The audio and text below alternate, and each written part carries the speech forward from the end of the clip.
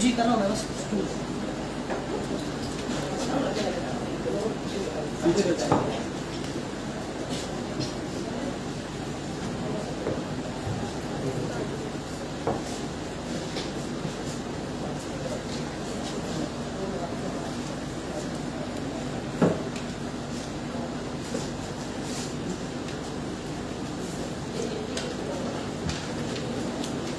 Good morning all.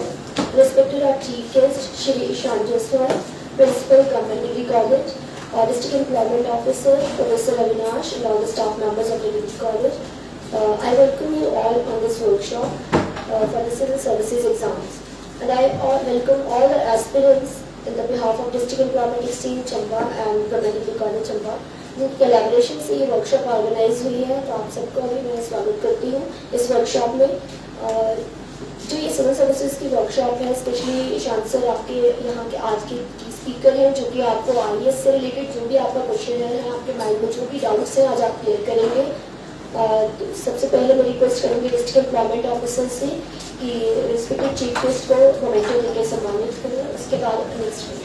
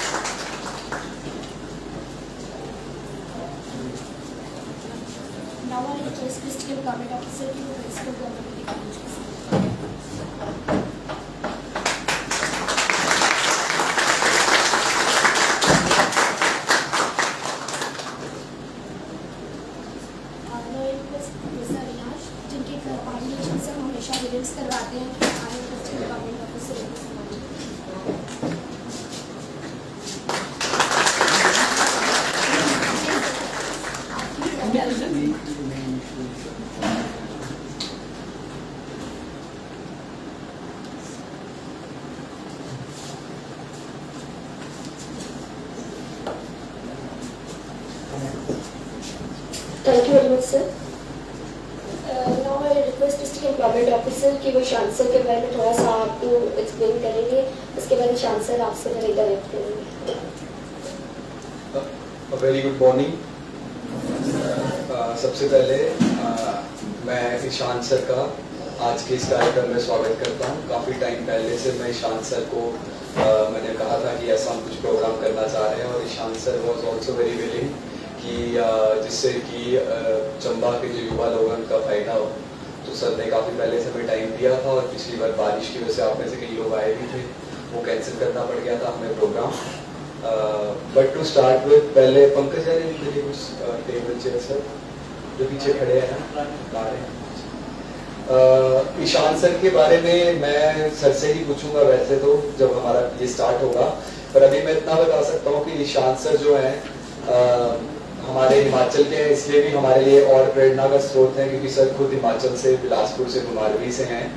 और sir ने जो अपनी हायर स्टडीज है वो NIT हमीरपुर से की है, जो फिर हिमाचल में ही है।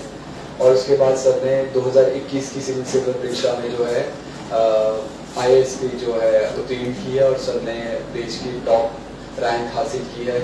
और उसके बाद सर IAS बने हैं, वो भी फिर से जो अपनी सेवाएं हैं वो हिमाचल में ही देंगे, हिमाचल क्वार्टर में ही देंगे।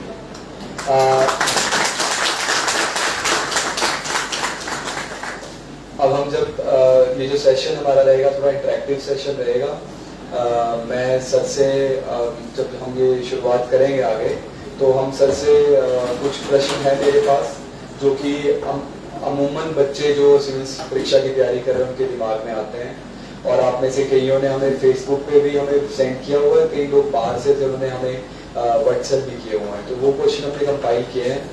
उसके अलावा कुछ क्वेश्चन ऐसे हैं जो आपके सेल्फ आपके दिमाग में होंगे, और वो वाले क्वेश्चन आप सर से खुद पूछ सकते हैं बाद में, ठीक है? विद योर परमिशन सर हम स्टार्ट करते हैं सर। तो जैसा कि तनु मैम ने कहा था कि स्टार्ट करने के लिए कि ईशान सर के बारे में कुछ बताएंगे, तो मैं चाहूँगा कि ईशान सर थोड़ा बचपन से, मतलब पढ़ाई सर ने क्या सब्जेक्ट्स रखे थे, क्या पढ़ाई की, और उसी के साथ उस पर थोड़ा ये भी ऐड करके कि सिविल सर्विसेज के बारे में मैंने सोचा था, तो वो थोड़ा सा क्योंकि शुरू से शुरुआत करते हैं sir. Very good morning to all. First of all, I want to thank Arvind ji, principal साहब एंड कोऑर्डिनेटर यहाँ पे जो हमारी यंग प्रोफेशनल है, उन सबका मैं धन्यवाद करना चाहूँगा कि उन्होंने इस सेशन को इमेजिन किया कि एक तरह का ये सेशन हम रखें जिसमें से ये लेक्चर देने वाला सेशन नहीं रहेगा, Q&A सेशन है, इंटरेक्टिव सेशन। मैं हमेशा चाहता हूँ कि इधर से सिर्फ एक तरह से संवाद ना हो, वाद विवाद इस तरह से बातें हो, आपके जो प्रश्न हैं उनका मैं उत्तर दे पाऊँ। लेक्चर तो आप यूट्यूब पे भी देख लेंगे हर किसी का, तो इसलिए चाह रहे थे कि इस तरह का एक Q&A सेशन रखें, तो उन्होंने इसको कोऑर्डिनेट किया, इसको ऑर्गेनाइज किया, तो मैं इनका धन्यवाद कहना चाहूँगा सबसे पहले। Now coming to my brief introduction, जैसे कि बताया, I am resident of village Patiala, मैं समाज का रहने वाला हूँ। I did my primary education from government primary school there, मेरे गांव में जो प्राइमरी स्कूल था। उसके बाद for 3 years I was in Dehradun, my father was serving in the army, तो 3 साल क्लेमेंट टाउन में मेरी प्राइमरी एजुकेशन हुई है। उसके बाद from 6th to 12th king Sarvodaya school घुमा के, एचपीओ का स्कूल है, वहाँ से मैंने अपनी एजुकेशन कंप्लीट करी है। Thereafter I did my mechanical engineering from NIT Hamirpur, 2014 to 18 मेरा बैच है, and from 18 onwards I got placed in a company called Technip FMC, French multinational company है, ऑयल एंड गैस सेक्टर में काम करती, इसका स्कोप है। So I work in the Noida for around a year, 1 साल मैंने वहाँ काम किया। देन आई थॉट कि कहाँ से, जैसे पूछ रहे थे कि सिविल सर्विसेज का ड्रीम आपने कब देखना शुरू किया, तो टू बी ऑनेस्ट बचपन में कभी सोचा नहीं था, ना ही कभी इस तरफ हमने माइंड में रख रखा था कि सिविल सर्विस का एग्ज़ाम देना है। It's only after or during my job period, जब मैं नोएडा में था, then I thought really deep into कि what should I be doing, आप अपने आप को कहाँ देखते हैं। इन जनरल सभी का हमारा रहता है कि हम कोई डिसीजन लाइफ में चलते रहते हैं, 10th हो गया, 12th हो गया, ग्रेजुएशन हो गई, जॉब में आ गए, फिर सोचते हैं आप क्या। तो मेरा अब क्या उसी टाइम आया था जब मैं जॉब कर रहा था। Then I thought about civil services exam, so that would suffice in brief introduction. अगर आप आगे कुछ पूछना चाहें तो। हमारे काफ़ी शुरू के जो क्वेश्चन थे वो तो सर ने आंसर कर दिया, पर मैं अगला क्वेश्चन मेरा ये होने वाला था कि मतलब इस देयर मतलब वहाँ पे ऐसा कुछ पॉइंट रहता है सर लाइफ में जब इंसान को लगता है कि मुझे सिविल सर्विस की तैयारी करनी चाहिए, क्योंकि आप एक जॉब कर रहे थे, वो इंस्पिरेशन क्या रहता है उससे हमें ये पता चलेगा कि किस तरह का मोटिवेशन चाहिए to become an IAS officer या to become a civil servant. वो पॉइंट कौन सा रहता है? आप पढ़ाई कर रहे हैं, सर जॉब कर रहे थे, सर को एक टाइम पे लगा कि सिविल सर्विसेज करनी है, व्हाट वाज दैट, वो एपिफेनी कौन सा था जहाँ पे आपको लगा कि हाँ आप ये। देखिए, सबके लिए वो पॉइंट डिफरेंट हो सकता है। I have seen my friends जो कि बचपन से इनका ड्रीम है कि civil services, maybe they have seen a government officer, civil servant working in the field, कि उनको लगा कि नहीं, अब जो ये काम कर रहे हैं they are doing public good, I should be doing it. मेरा टू बी ऑनेस्ट इस तरह से कोई इंटरेक्शन नहीं था, कोई इस तरह का मोटिवेशन नहीं था। It's only after my job which I came to know कि ये भी एक आपका ऑप्शन है। तो सच में जो हुआ था कि आप जब जॉब करते हैं ना, you need motivation, you need that diversity.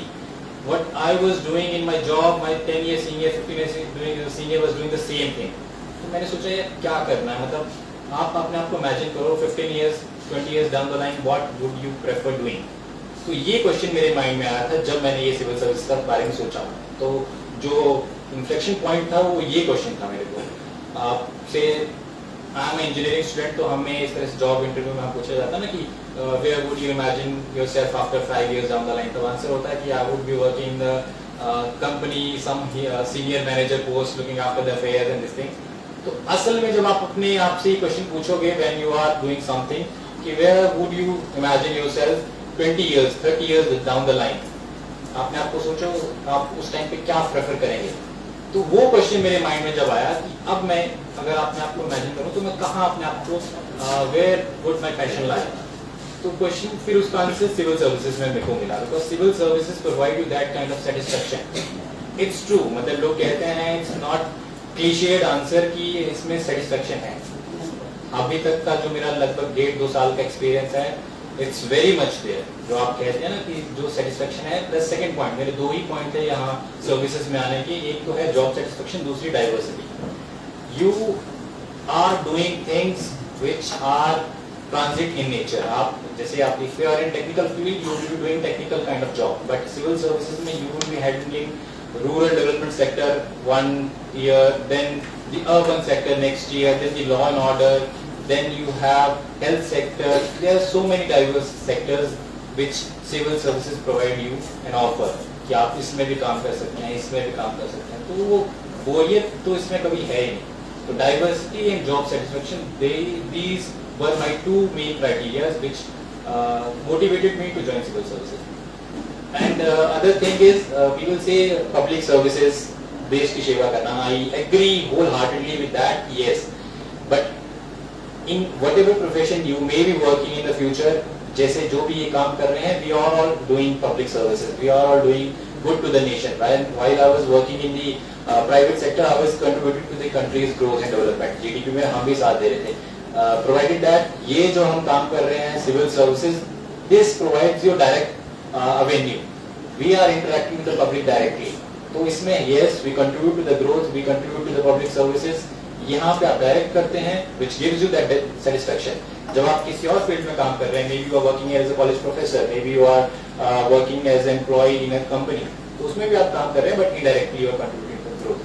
So yes, this option is always there, this aspect is always there in mind that I will be contributing to the country's growth and development. So that's it. अभी हमने motivation और इस बारे में बात की। अब हम अगर हम डीप इनटू इस एग्जाम में जाएं, जैसा कि आपको पता है कि इस एग्जाम का जो पैटर्न रहता है सिविल सर्विसेज का, सर इसको हम साइमल्टेनियसली ले रहे हैं। आप ये मान के चलिए हम जो बात कर रहे हैं यूपीएससी के सिविल सर्विसेज एग्जाम के लिए है और एचपीएससी के Himachal Pradesh administrative combined services exam के लिए, दोनों के लिए है। एक आपका राउंड प्रीलिम्स होता है जिसमें आपको एमसीक्यू टाइप क्वेश्चंस आते हैं और 2 पेपर होते हैं उसके, सेम उधर होगा सेम इधर होगा। फर्स्ट पेपर जो है वो आपको मतलब उसमें तो आपको मेरिट में आना पड़ेगा, सेकंड जो है उसमें आपको कुछ परसेंटेजेस CSAT जिसे कहते हैं। उसके बाद आपका मेंस होता है, वहाँ भी यहाँ भी एक ऑप्शनल सब्जेक्ट चाहिए, वो यहाँ भी है वहाँ भी है, और जब वो क्वालिफाई होता है तो आपका इंटरव्यू होता है। अब सर बेसिक अगर हम ये बात करें कि ज़्यादातर लोगों को ये दिक्कत रहती है कि मेंस की तैयारी पहले करें, 2-3 क्वेश्चन था एक्चुअली कि मेंस की तैयारी स्टार्ट करें या प्रीलिम्स की करें या साइमल्टेनियसली दोनों की तैयारी करें, और जिसकी भी तैयारी करें वो किस तरह से करें। मतलब प्रीलिम्स की तैयारी के लिए कोई स्पेसिफिक बुक्स में जाएं, ज़्यादा फैक्चुअल डिटेल में घुसें, और मेंस के लिए सर हम कॉम्प्रिहेंसिवली 5-6 बुक्स एक सब्जेक्ट की ज़्यादा बुक्स पढ़ते हैं, इंटरव्यू तो फिर बाद की बात है। तो ये 2 क्वेश्चन है सर कि तैयारी साइमल्टेनियसली करें और बुक्स का क्या करें, अलग बुक्स पढ़े दोनों का है क्या? वैसे आंसर है, इंटरव्यू सबसे पहले स्टार्ट होती है आपकी तैयारी। जब आप ये क्वेश्चन आंसर करते हैं why you want to go for civil services, तो वो इंटरव्यू की तैयारी आपकी पहले हो जाती है। जब आप ये डिसीजन लेते हैं कि मेरे को एग्जाम अब राइट करना है। Now coming to the question कि आप प्री और मेंस की कैसे तैयारी करें, आई बिलीव ये इंटीग्रेटेड ही तैयारी होती है, और ये कोई सब टॉपर्स आई थिंक ये कहते हैं इंटीग्रेटेड है। आई विल शो कि कैसे इंटीग्रेटेड होती है आपकी। जब आप प्री की तैयारी करते हैं, प्री मोर ऑफ लेस मतलब आप कहेंगे कि थोड़ा सा फैक्चुअल कई बार हो जाता है, बट वो फैक्ट्स तभी आपको याद हो पाएंगे when you know the details, when you know the story. तो जब तक आपने मेंस के पर्सपेक्टिव से उस सब्जेक्ट को समझा नहीं है, you can't be so sure about the prelims. तो इसीलिए आप क्या कहते हैं कि जैसे आई शो माई स्ट्रेटेजी, मैं कैसे करता था कि जैसे मैंने अपने सब्जेक्ट्स ले लिए, 2 सब्जेक्ट्स एट अ टाइम और जीएस ऑप्शनल साथ में चल रहा होता है। तो जीएस के जो सब्जेक्ट्स हैं आपने मेंस का सिलेबस पहले उठाना है। प्री का तो आपका जैसे अगर मैं यूपीएससी का बताऊँ तो बहुत वास्ट है, 5-6-7-8 लाइनों का सिलेबस है, लेकिन आपको पता है कितना वास्ट सिलेबस है। मेंस का स्पेसिफिक सिलेबस होता है, you can be sure about mains कि अच्छा ये सब्जेक्ट ये लाइन लिखी है, ये वर्ड है, आपको उसको प्रिपेयर करना है। तो उसमें आपको थोड़ा सा हिंट मिल जाता है। सिलेबस प्लस जो मैक्सिमम आपको हेल्प करता है, सिलेबस को मैप करना है अपने पास्ट ईयर पेपर से। एक आपको आई थिंक नेट पे मिल जाएगा, अगर आप सर्च करेंगे कोई भी GS1 GS2 जो भी उठा लो, सिलेबस के वर्ड के अकॉर्डिंग उन्होंने पास्ट ईयर पेपर्स अरेंज किए होते हैं कि इस टॉपिक से पिछले 10 सालों में क्या क्या क्वेश्चन आए हैं। So that becomes part of your syllabus also. तो आपने उस तरह से मेंस की तैयारी पहले नहीं, आपने स्टोरी समझनी है। हिस्ट्री पढ़ रहे हैं, you need to understand the timeline of Indian subcontinent. फिर I talk about ancient, medieval and modern history. आपके माइंड में वो टाइमलाइन क्लियर होनी चाहिए, इस टाइम ये हुआ, ये हुआ, ये हुआ। Then you can add the facts for the prelims. तब आपको फैक्ट्स याद रहेंगे, आपकी मेमोरी पावर स्ट्रांग हो जाएगी। अगर आपको स्टोरी पता नहीं है, हाँ बस फैक्ट रटे जा रहे हैं, तो उनका कोई मतलब ही नहीं। Same as economy, economy is conceptual part, everything is conceptual. Unless आपने मेंस रेडी नहीं है, आप प्री रेडी हो ही नहीं सकते। तो this goes for every subject कि आपको you know need to have the conceptual understanding of the subject. अगर आपकी कंसेप्चुअल अंडरस्टैंडिंग है तो मतलब आप प्री मेंस रेडी है। तो उसी के साथ फिर आप प्री में उसके फैक्चुअल जो लॉजिकल डिडक्शन के क्वेश्चन होते हैं, कुछ फैक्चुअल होते हैं, वो आपके माइंड में तभी बैठेंगे जब आप उसके मेंस रेडी हैं, आपके माइंड में कॉन्सेप्ट्स क्लियर हैं, आपके माइंड में स्टोरी क्लियर है। तो इस तरह इंटीग्रेटेड तैयारी होती है। कुछ सब्जेक्ट्स जिसे कहते हैं बुक्स अलग होती हैं, बुक्स प्री और मेंस की सेम ही रहती है। थोड़ी बहुत अगर मैं कहूँगा एनवायरनमेंट का पार्ट है, उसमें आपको बायोस्फीयर, नेशनल पार्क, ये सब कुछ रहते हैं, वो फैक्चुअल हो सकता है, लेकिन कोई सेपरेट बुक नहीं होती है प्री के लिए। और मेंस के लिए थोड़ा बहुत एडिशनल टॉपिक हो सकते हैं। अगर मैं यूपीएससी की बात करूँ तो सिक्योरिटी वाले जो टॉपिक्स हैं वो थोड़ा मान लीजिए कि हाँ वो मेंस पर्सपेक्टिव से हैं। एथिक्स वाला जो है वो मेंस पर्सपेक्टिव से है, वो प्री से आपका लिंक नहीं है। बट उसके अलावा बाकी मैक्सिमम सब्जेक्ट्स आपके प्री और मेंस इंटीग्रेटेड है, सेम बुक लिस्ट रहती है दोनों की। एडिशन आपको जो करना है प्री का वो तभी हो पाएगा जब आपके माइंड में मेंस का आपका रेडी है। तो इस तरह से तो आई होप ये काफ़ी डाउट रहता है बच्चों के दिल में, जो हमारे मतलब ऑफिस में भी कई बार बच्चे आते हैं, कई क्वेश्चन रहता है कि सर पहले प्रीलिम्स की तैयारी करें मेंस की। तो जैसा कि सर ने बताया, सबसे इम्पोर्टेंट ये है, आई गेस सर ये कहना चाह रहे हैं कि सबसे पहले तो आपको अपने सिलेबस की जानकारी होनी चाहिए। जब सिलेबस के आपको उसे पढ़ेंगे आप 3-4 बार, जब आप उसे याद रखेंगे, फिर आप बता पाएंगे कि मेंस में क्या आना और प्रीलिम्स में क्या आना है। फॉर एग्जाम्पल एंशिएंट हिस्ट्री शायद मेंस में पार्ट नहीं है, पर असाइनमेंट कहीं ना कहीं तो वो आ ही जाती है। मतलब कल्चर उस तरह से करके ऐड करके वो सब चीज़ आ जाती है। सर नेक्स्ट क्वेश्चन ये था कि जैसे कि जनरल स्टडीज़ का काफ़ी इंपॉर्टेंस है। जनरल स्टडीज़ अगर हम आम बोलचाल में कहें, जनरल नॉलेज जिसे हम कहते हैं, करंट अफेयर, तो उसके लिए आप बच्चे न्यूज़पेपर तो पढ़ते हैं। कौन सा न्यूज़पेपर पढ़े, जो हिंदी मीडियम से दे रहा है वो क्या पढ़े, और उसके साथ मैगजीन्स कितनी पढ़े, योजना, कुरुक्षेत्र, उसके अलावा कंपटीशन, सक्सेस, इस तरह की कुछ मैगजीन्स रहती हैं। तो ये क्वेश्चन काफ़ी बच्चों के दिमाग में रहता है कि हम करंट अफेयर के लिए क्या क्या चीज़ें पढ़ें, कितना मटीरियल पढ़ें।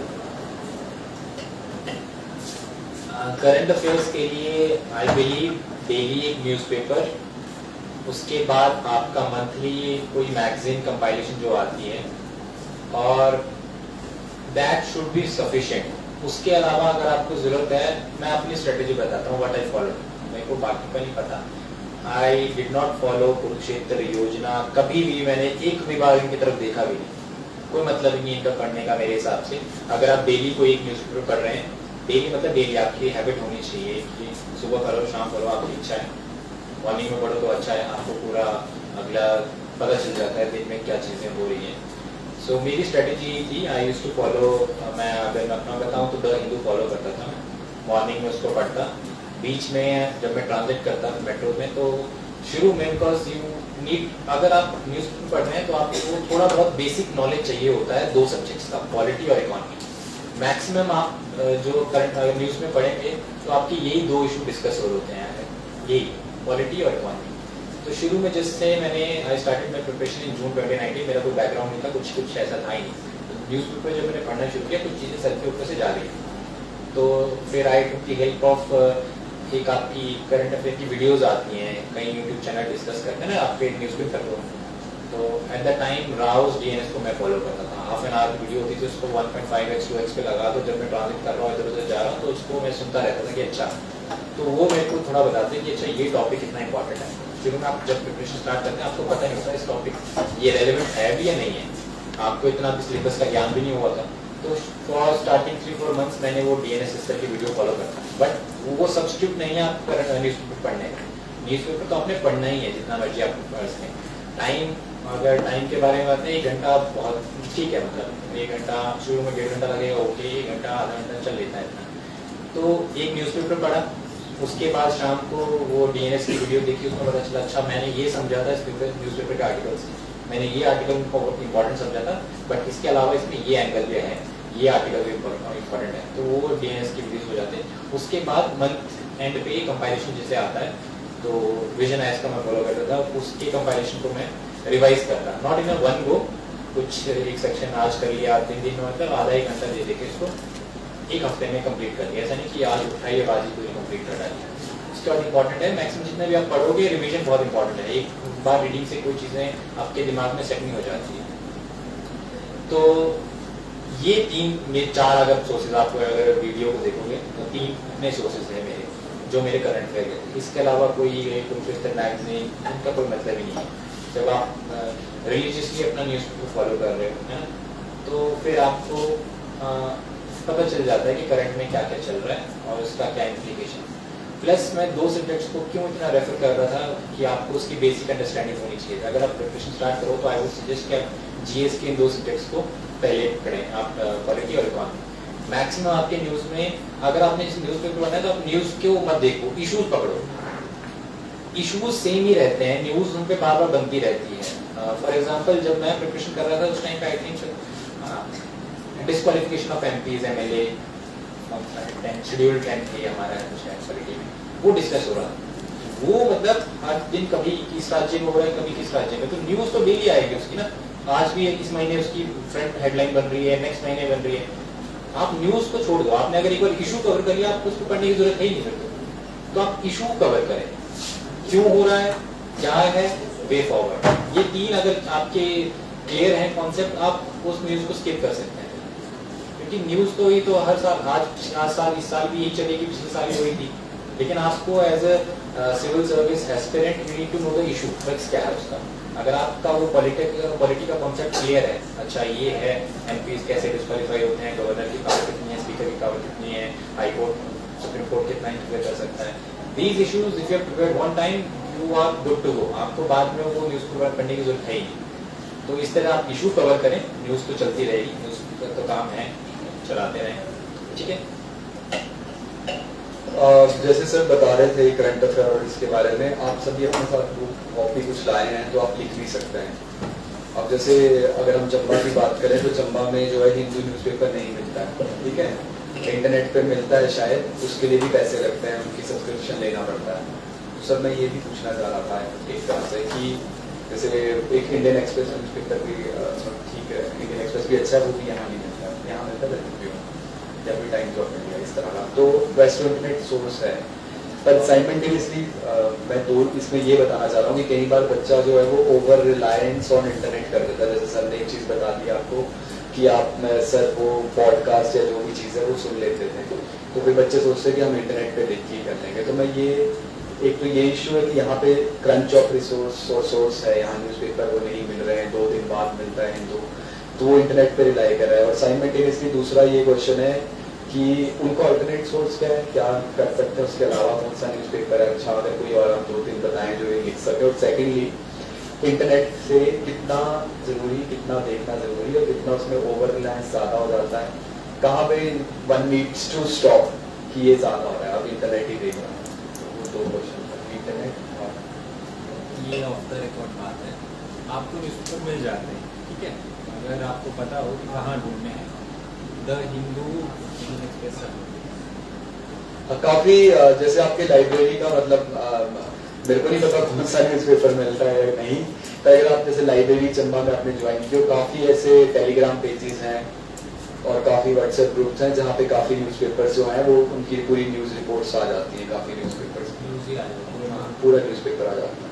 वो अलग बात है। बाकी ये अगर करंट इंटरनेट पे कितना रिलाई करना है आपने, देखिए इंटरनेट पे आपको यस इंटरनेट आपको काफ़ी हेल्प करेगा। वो दिन गए अब जब ये होता था कि आपके रिसोर्सेज नहीं है आपके पास पढ़ने के लिए, आजकल इतने ज़्यादा रिसोर्सेज हैं कि you have to be efficient in choosing which resource you want to rely on. अगर आप एक टॉपिक खोलोगे आपको न्यूज़ पे मतलब इंटरनेट पे 10-20 आर्टिकल मिल जाएंगे जो आपको लग रहे हैं यार ये भी अच्छा है, ये भी अच्छा है।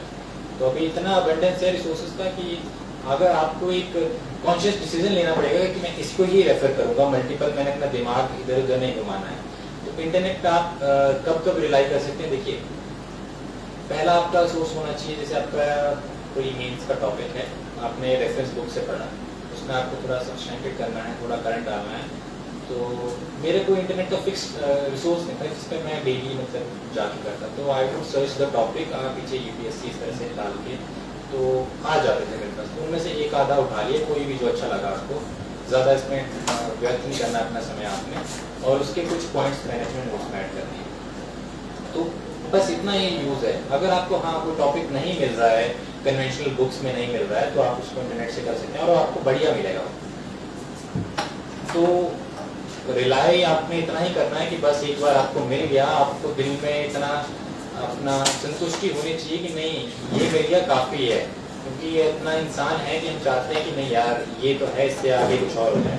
बेस्ट आंसर कभी नहीं मिलेगा आपको। शुरुआत में मैंने भी काफ़ी ये गलती करी थी कि I was searching for the model answer, यार ये हो जाए बस, इसके अलावा फिर नहीं मैं देखूँगा कुछ।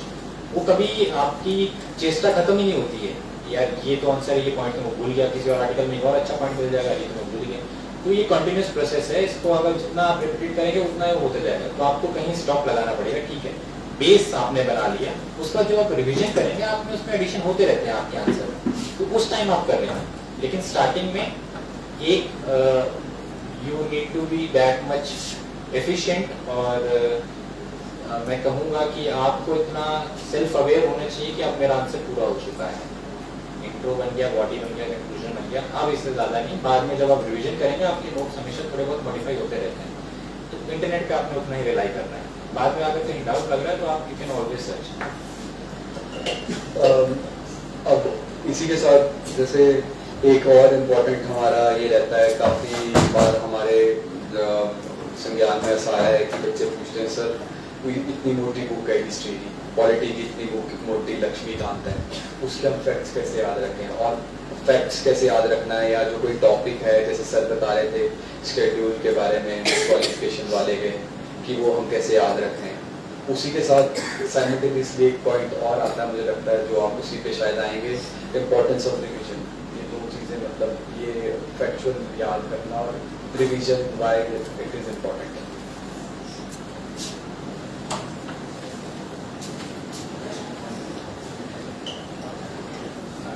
पहले आपने ये क्वेश्चन पूछा कि इतनी मोटी मोटी बुक्स होती हैं, उनको आपने कैसे कवर करना है। देखिए, सारी बुक्स को आपको कवर टू कवर करने की जरूरत नहीं होती है, कुछ होते हैं जो करनी होती है। लक्ष्मीकांत इज दैट बुक जिसको आपको कवर करना ही पड़ेगा।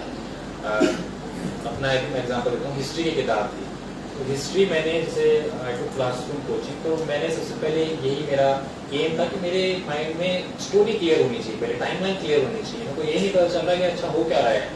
तो शुरुआत में मैंने स्पेक्ट्रम जो आती है इतनी मोटी किताब है, मैंने उसको देखा ही।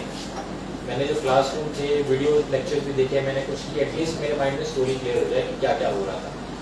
उसके बाद में स्टोरी जो अपने क्लासरूम नोट्स के हिसाब से मैंने माइंड में अपनी टाइमलाइन क्लियर कर ली। देन थोड़ा बहुत मैंने स्पेक्ट्रम देखना शुरू किया, बट मेरे को इतनी यूजफुल नहीं लगी, तो मैंने हिस्ट्री के स्पेक्ट्रम पढ़ी नहीं है अपने प्रिपरेशन टाइम में।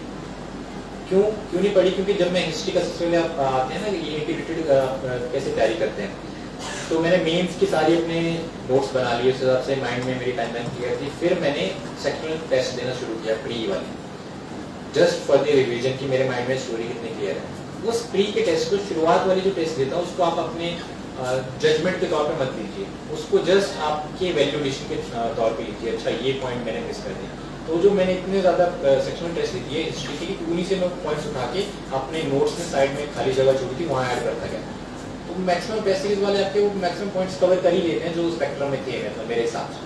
और मेरे को भी लगा इतना ज़्यादा इसमें टाइम डिवोट करना इज़ नॉट गुड, तो हिस्ट्री मैंने फिर स्पेक्ट्रम छोड़ ही दिया। सेक्शनल टेस्ट आते हैं, उसी से मैंने जो वैल्यूएटेड इंफॉर्मेशन है वो पिक करी मैंने। अब फिर तो ये रहा आपको कवर कर, मतलब कैसे आपने डिफरेंट बुक्स को कवर करना है। तो ये भी इसमें आपको ये लेसन है कि जो कई टॉपर्स कहते हैं कि ये बुक पढ़नी है, ये बुक पढ़नी है, आपका अपना इसमें विवेक है कि आप कौन सी बुक पढ़ें। मैंने स्पेक्ट्रम नहीं पढ़ी तो नहीं पढ़ी, जबकि कहते हैं spectrum is the Bible, history के लिए स्पेक्ट्रम नहीं पढ़ी तो आपने क्या पढ़ी। बट मेरे को लगा कि मेरे जब टेस्ट सीरीज से और मेरे नोट से चीज़ें कवर हो जा रही हैं, तो why should I waste my time there. तो अपना डिसीजन लें, आपका अपना विवेक है कि आप एनालाइज करें कि इस किताब को मेरे को पढ़ने की जरूरत है या नहीं। डिफरेंट टॉपर्स वैसे स्टैंडर्ड बुक लिस्ट सेम ही रहती है, उसमें से आप अपना थोड़ा बहुत मॉडिफिकेशन कर ही सकते हैं। बाय द वे हिस्ट्री के लिए मैंने तमिलनाडु एनसीईआरटी की किताबें फॉलो करी, वो जो आती है वाइट वाली वो ही खुद मैंने जब डाउनलोड करी उनकी वेबसाइट से जाके मेरे को अच्छी लगी। तो उसमें सारा डिवाइडेड था कंटेंट कि दिस टाइम पीरियड में उनका किस तरह से क्वालिटी चल रही थी, इकॉनमी इस तरह उस समय की क्या थी, उस टाइम पे क्या आर्ट एंड क्राफ्ट था, आर्किटेक्चर क्या था, तो मेरे को अच्छी लगी। तो मैंने फिर उन्हीं को रेफर किया, मैंने डाउनलोड कराई, प्रिंट कराई, उन्हीं को पढ़ा मैंने।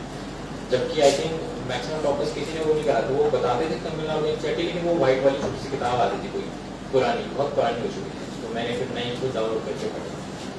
तो इस तरह से अब दूसरा जैसे आता है आपका कि रिवीजन कितना इम्पोर्टेंट है, मतलब आपका यूपीएससी का क्रक्स ही रिवीजन है। जितना मर्जी आप पढ़ लो, अगर आप रिवाइज नहीं करोगे तो then there is no meaning in reading those material. जितना भी आप पढ़ रहे हैं उनको आपको रिवाइज तो करना पड़ेगा। भी करंट अफेयर आप मैगजीन पढ़ रहे हैं, कंपाइलेशन पढ़ रहे हैं, तो उसको जब तक आप रिवाइज नहीं करेंगे उसका पढ़ने का मतलब है ही नहीं। और बाकी आपके जितने भी सब्जेक्ट्स हैं, तो रिवीजन इज द अल्टीमेट की। आप अगर ये इस चीज के पीछे पढ़ोगे कि नहीं यार मेरे को एडिशनल इंफॉर्मेशन सोर्स करनी है, ये गैदर करना है, ये गैदर करना है, जितना मर्जी कर लोगे पेपर वाले दिन आपको याद नहीं रहेगा कुछ। और बाद में इस रिवीजन से क्वेश्चन आता है कि कितनी बार रिवीजन करें, there is no fix number. मैंने ना कभी नोट किया, ना कभी मैंने इस तरफ गौर किया कि यार प्रॉपर ये कह रहा है कि मैंने 5 बार इसका किया, 10 बार इसका किया, है ही नहीं कोई नंबर उसका। उसका नंबर आपके खुद का विवेक है कि आपको जब लग रहा है कि okay now this is clear in my mind, मैं टेस्ट लिख रहा हूँ तो अब मेरे माइंड में चीजें रह जा रही हैं, वही आपका नंबर है, ठीक है, सफिशिएंट रिवीजन हो गया है। और कैसे आप फैक्ट्स को याद करें कि जैसे क्वालिटी है, क्वालिटी आपको पूरा कवर करनी पड़ती है, तो इसमें सारे फैक्ट्स हैं, तो उसमें फैक्ट्स को कैसे याद रखना है। पहली बार एक वन रीडिंग करेंगे आपको, ठीक है, आपको चीजें समझ जाएंगी, थोड़ा बहुत कंसेप्चुअल अंडरस्टैंडिंग हो जाएगी, फैक्ट्स आप मिस कर दोगे। ट्रू, सभी के साथ ऐसा होता है। एक सेक्शनल टेस्ट सीरीज उठाई आपने, उसमें से आपने स्टार्ट किया कि अच्छा फ्रॉम चैप्टर 1 टू चैप्टर 10 में देखता हूँ क्या क्या है। उसको जब आप इंसान टेस्ट सीरीज के माध्यम से ना चीजें याद करने की कोशिश करता है, वो आपको याद रहती हैं। आप टेस्ट में थोड़ा सोचोगे, क्वेश्चन आएगा, अरे यार इसका तो मैं याद नहीं कर पा रहा, आप थोड़ा सा प्रेशर तो डालोगे ना एटलीस्ट माइंड में। और फिर जब आप टेस्ट सीरीज के बाद फिर से बैक टू द बुक जाओगे, आप उसको हाईलाइट करोगे, अच्छा यार ये मिस कर गया था, ये आंसर इसी किताब में था, इस लाइन पे था, उसको हाईलाइट करो। तो वो एक चीज है कि आपने रिवीजन करके फिर उस चीज को, उस गलती को दोहराना नहीं है। तो रिवाइज इस तरह से करो कि ठीक है आपके माइंड में है, तो उसके पहले आपको माइंड में थोड़ा तो प्रेशर डालना पड़ेगा ना किसी फैक्ट को याद रखने के लिए। तो टेस्ट सीरीज से ये फायदा रहता है आपको। जब टेस्ट सीरीज करेंगे आप थोड़ा सा आपने लाइटली नहीं लेना है उसको, पूरा अपने टेस्ट एनवायरनमेंट में देना है अच्छे से। और to be very honest with yourself, ऐसा नहीं कि ठीक है आप थोड़ा सा देख लिया, इधर से देख लिया, आपको कोई यहाँ पे मार्क्स नहीं मिलने वाले। मार्क्स आपका फाइनल एग्जाम होगा, तो कोई आपका इसमें ये नहीं है कि अच्छा यार मैं आज मेहनत करके कर लेता हूँ इसको, वो you are cheating yourself in that. तो अपने आप को उस टेस्ट को आपने अच्छे से लेना है। जो फैक्ट आपको याद नहीं होगा आपके माइंड में याद रहेगा, अच्छा यार ये मैंने टेस्ट सीरीज में ये फैक्ट मैं भूल गया था। जब आप फिर से उस किताब को पढ़ोगे आपको वो फैक्ट्स हो जाए। और ऐसा नहीं एक बार टेस्ट सीरीज देने से आपको फैक्ट मतलब वही फैक्ट निकलेगा, दूसरी और फिर से टेस्ट दोगे कोई नया फैक्ट निकलेगा। तो मल्टीपल टेस्ट सीरीज देते जाओ, उसके बाद मल्टीपल रिवीजन करो, चीज़ें आपके माइंड में आती। तो रिवीजन, उसके अलावा एक शेड्यूल आपको ही खुद से बनाना पड़ेगा कि आपने किस तरह रिवाइज करना है किसी सब्जेक्ट को। आई वुड प्रेफर कि जैसे मैंने अपना एक टाइमलाइन बनाई थी, मैंने जब मैंने प्रिपरेशन स्टार्ट करी, 1 साल की पूरी टाइमलाइन बनाई थी। I quit my job in जून 2019, तो मई 2020 मेरा एग्जाम था, तो 1 साल का टाइम था मेरे पास। तो उस हिसाब से मैंने टाइमलाइन बना ली कि जून, जुलाई, अगस्त, सितंबर आई वुड फोकस।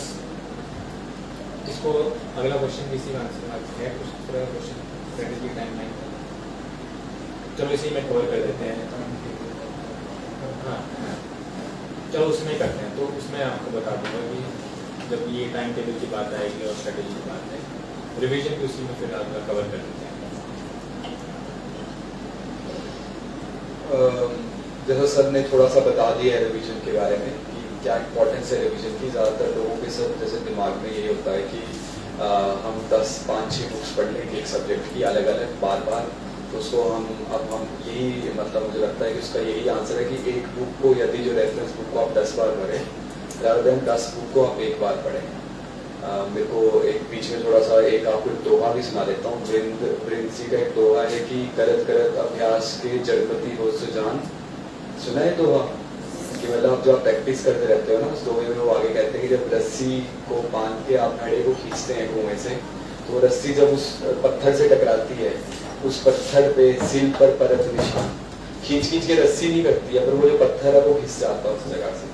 तो प्रॉब्ली सर वही बताना चाह रहे हैं कि रिवीजन जो है वो इतना उस एक का रेफरेंस बुक का जो सर ने बताई वो लिखे आप कहीं पे, और जो सीरियसली प्रिपरेशन करना चाह रहे हैं वो देखिए कि वो कौन सी बुक की सर ने बात की है।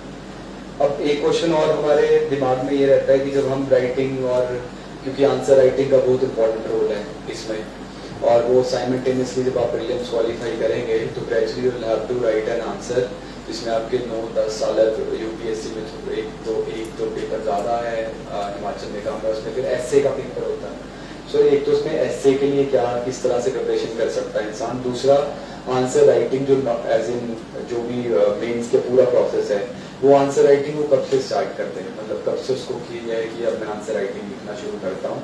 और साइमल्टेनियसली तीसरा क्वेश्चन इसी में ये है कि जो आंसर का फ्लो क्या रहता है, जैसा सर ने बीच में बताया भी था, अगर आपने ध्यान से सुना हुआ है, बहुत इंपॉर्टेंट रहता है कि इंट्रोडक्शन, बीच का पार्ट और उसका कंक्लूजन, फिर कंक्लूजन जो है, क्योंकि मैं थोड़े क्वेश्चन आप भी पूछेंगे पर जो बेसिक क्वेश्चन है इसलिए मैं 3-4 एक साथ ही पूछ ले रहा हूँ, ये साथ में ही हो जाएगा। कंक्लूजन भी किस तरह का, मतलब वी शुड क्रिटिसाइज इट, मतलब किस तरह से एंड करे उस आंसर को, ऐसे हो किसी भी चीज़ को। कई बार ऐसे क्वेश्चन आ जाते हैं जिसमें आपको लगता है कि आपका साइड तो है कि नहीं ये गलत है, ऐसा होना ही नहीं चाहिए, रिजर्वेशन पे आ जाए, कोई ऐसे टॉपिक पे आ जाए, फिर उसको कंक्लूजन कैसे करें, एंड कैसे करें उस वर्ड लिमिट के अंदर, उस टाइम लिमिट के अंदर। ठीक है, सबसे पहले हम आते हैं आंसर राइटिंग कब स्टार्ट करनी चाहिए, कैसे करनी चाहिए। Right at the outset of preparation कभी आंसर राइटिंग स्टार्ट नहीं करनी चाहिए, कभी भी नहीं। मतलब कहीं ये होता है कि आज मैं प्रिपरेशन स्टार्ट करूँ या डेली का एक आंसर लिखा करूँगा, नहीं, अभी इतनी जल्दी मत करो, पहले थोड़ा कंसेप्ट क्लियर कर लो, ज्ञान ले लो, फिर आंसर राइटिंग करना। जब तक ज्ञान ही नहीं आपके अंदर, आप क्या आंसर लिखोगे। तो आई वुड सजेस्ट कि जब आपका अगर ऑप्शनल का करें, ऑप्शनल का आपका सेपरेट चलता है, थोड़ा जीएस का अलग चलता है। जीएस का जब आपका एक बार क्लियर हो जाए, एक रीडिंग आपकी हो गई, एक आपने पूरा सब्जेक्ट या पूरा क्या आपने यूनिट वाइज कवर कर लिया कुछ, उसके बाद आप यूनिट वाइज अपने खुद को टेस्ट दो, उसकी आंसर राइटिंग करो। तो डेली एक आंसर लिखने से कुछ नहीं होता है, मैं कभी इस फेवर में रहा ही नहीं हूँ। आंसर राइटिंग को मैं 3 उसमें डिवाइड करता हूँ। जब आपने प्रिपरेशन स्टार्ट करी उस टाइम से लेकर प्री और मेंस दोनों डिफरेंट है। प्री और मेंस में तो आपका सारा आंसर राइटिंग है, वो तो फिर अलग ही जोन आ जाता है ना आपका। तो अभी मैं बात करता हूँ जब आपने प्रिपरेशन स्टार्ट करी उसके और प्री के बीच में, तो उसके बीच में आपको आंसर राइटिंग जब तब स्टार्ट करनी चाहिए जब आपके सब्जेक्ट्स आपको लग रहा है कि हाँ मैं ओवरऑल सब सब्जेक्ट्स को साथ में नहीं ले रहा हूँ, मैं unit wise section wise subject को ले रहा हूँ। हिस्ट्री आपका मॉडर्न हिस्ट्री कंप्लीट हो गया है, आप कैसे स्टार्ट कर दो, खुद को ही लिख लो यार, मतलब पुराने क्वेश्चन पेपर उठाओ और उनको लिखना स्टार्ट कर दो। अगर ऐसा नहीं है तो मार्केट में आते हैं टेस्ट सीरीज या फिर आपने कहीं ज्वाइन करी है, उस टाइम आप लिखो। तो पहले आप रिवाइज करो जितना आपने पढ़ा है, उसको आंसर लिखो। फिर बिना रिवाइज करके ऐसे आंसर लिखने से कोई मतलब नहीं है।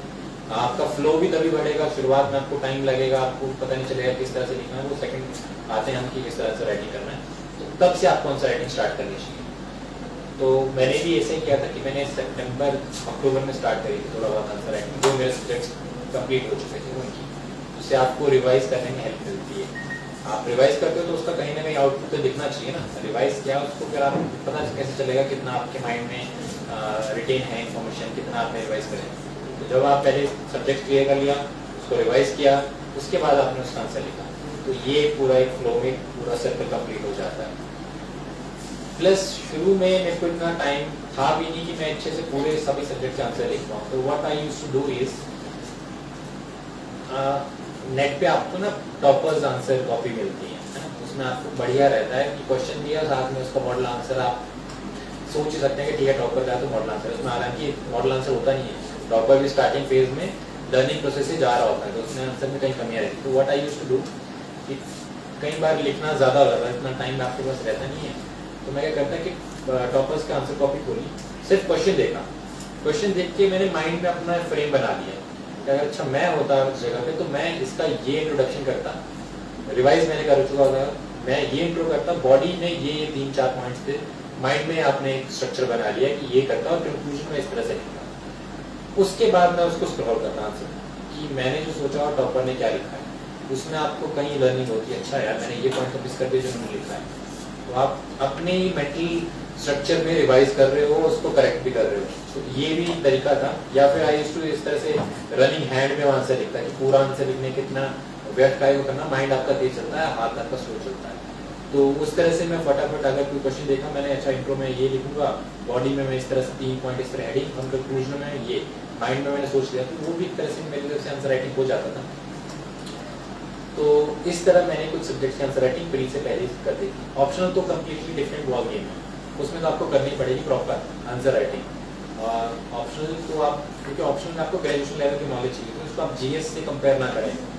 ऑप्शनल में आपको प्रॉपर आंसर राइटिंग करनी है, तो मैंने वो करी थी प्रॉपर आंसर राइटिंग, पूरा यूनिट वाइज सेक्शन वाइज, वो अलग गेम है, ठीक है। उसके बाद आते हैं प्री और मेंस। प्री और मेंस में तो आपको पता ही है, प्री मेंस में तो आपको जैसे कि आपने रिवाइज भी कर चुके होते हैं सब्जेक्ट्स को और आपको लिखना ही होता है उस टाइम, वो तो फिर आपको करनी पड़ेगी आंसर राइटिंग, उसमें कोई सोल्यूशन नहीं है। अब आते हैं पहले से आंसर राइटिंग का प्रेजेंटेशन कैसे रहना चाहिए, फ्लो कैसा रहना चाहिए। स्टैंडर्ड है, सब ये बोलते हैं इंट्रो, जिससे आपका क्वेश्चन ओपन हो जाए। बॉडी में आपने वो पॉइंट आंसर करने हैं जो क्वेश्चनर ने पूछे हैं।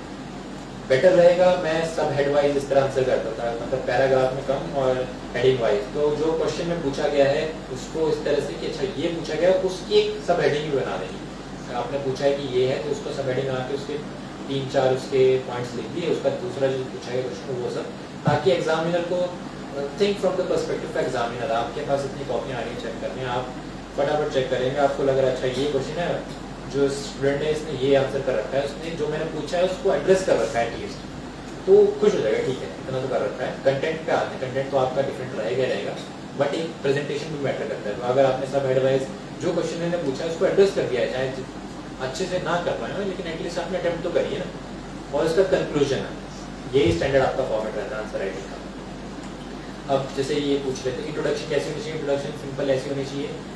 डिफरेंट क्वेश्चन की, अब मेरे को इतना याद नहीं, डिफरेंट क्वेश्चन की डिफरेंट होती है। अगर कोई स्टैट से इंट्रोडक्शन कर सकते हैं आप, किसी भी क्वेश्चन आया पॉवर्टी पे आया या फिर आपका ऑर्गेनाइजेशन पे आया, कुछ छोटे हैं इंट्रोडक्शन।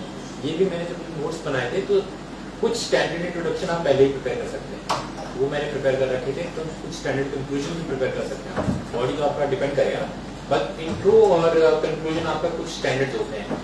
आपके सोसाइटी वाले क्वेश्चन होते थे, ऑर्गेनाइजेशन, ग्लोबलाइजेशन, उसकी तरफ इंट्रोडक्शन आपकी डेफिनेशन से होती है। डेफिनेशन आपने लिख दी, स्टैट लिख दिया, कुछ लिख दिया। और कुछ आपके अगर इकोनॉमी के क्वेश्चन हैं या कुछ इस तरह के क्वेश्चन हैं, ज्योग्राफी के हैं, किसी सब्जेक्ट के बारे में, किसी टॉपिक के बारे में पूछ रहे हैं, तो आप स्टैट से इनको कर सकते हैं कि अकॉर्डिंग टू ये तरह से इतना परसेंटेज लिए जाए। मैक्सिमम आपका इंट्रो स्टार्ट होती है स्टैट से, उसके डेफिनेशन से, या फिर करंट उस इवेंट से कि क्यों ये क्वेश्चन आया, तो उसका करंट का रेफरेंस देके आप इंट्रोडक्शन का काम होता है अपने क्वेश्चन को खोलना, ओपन करना।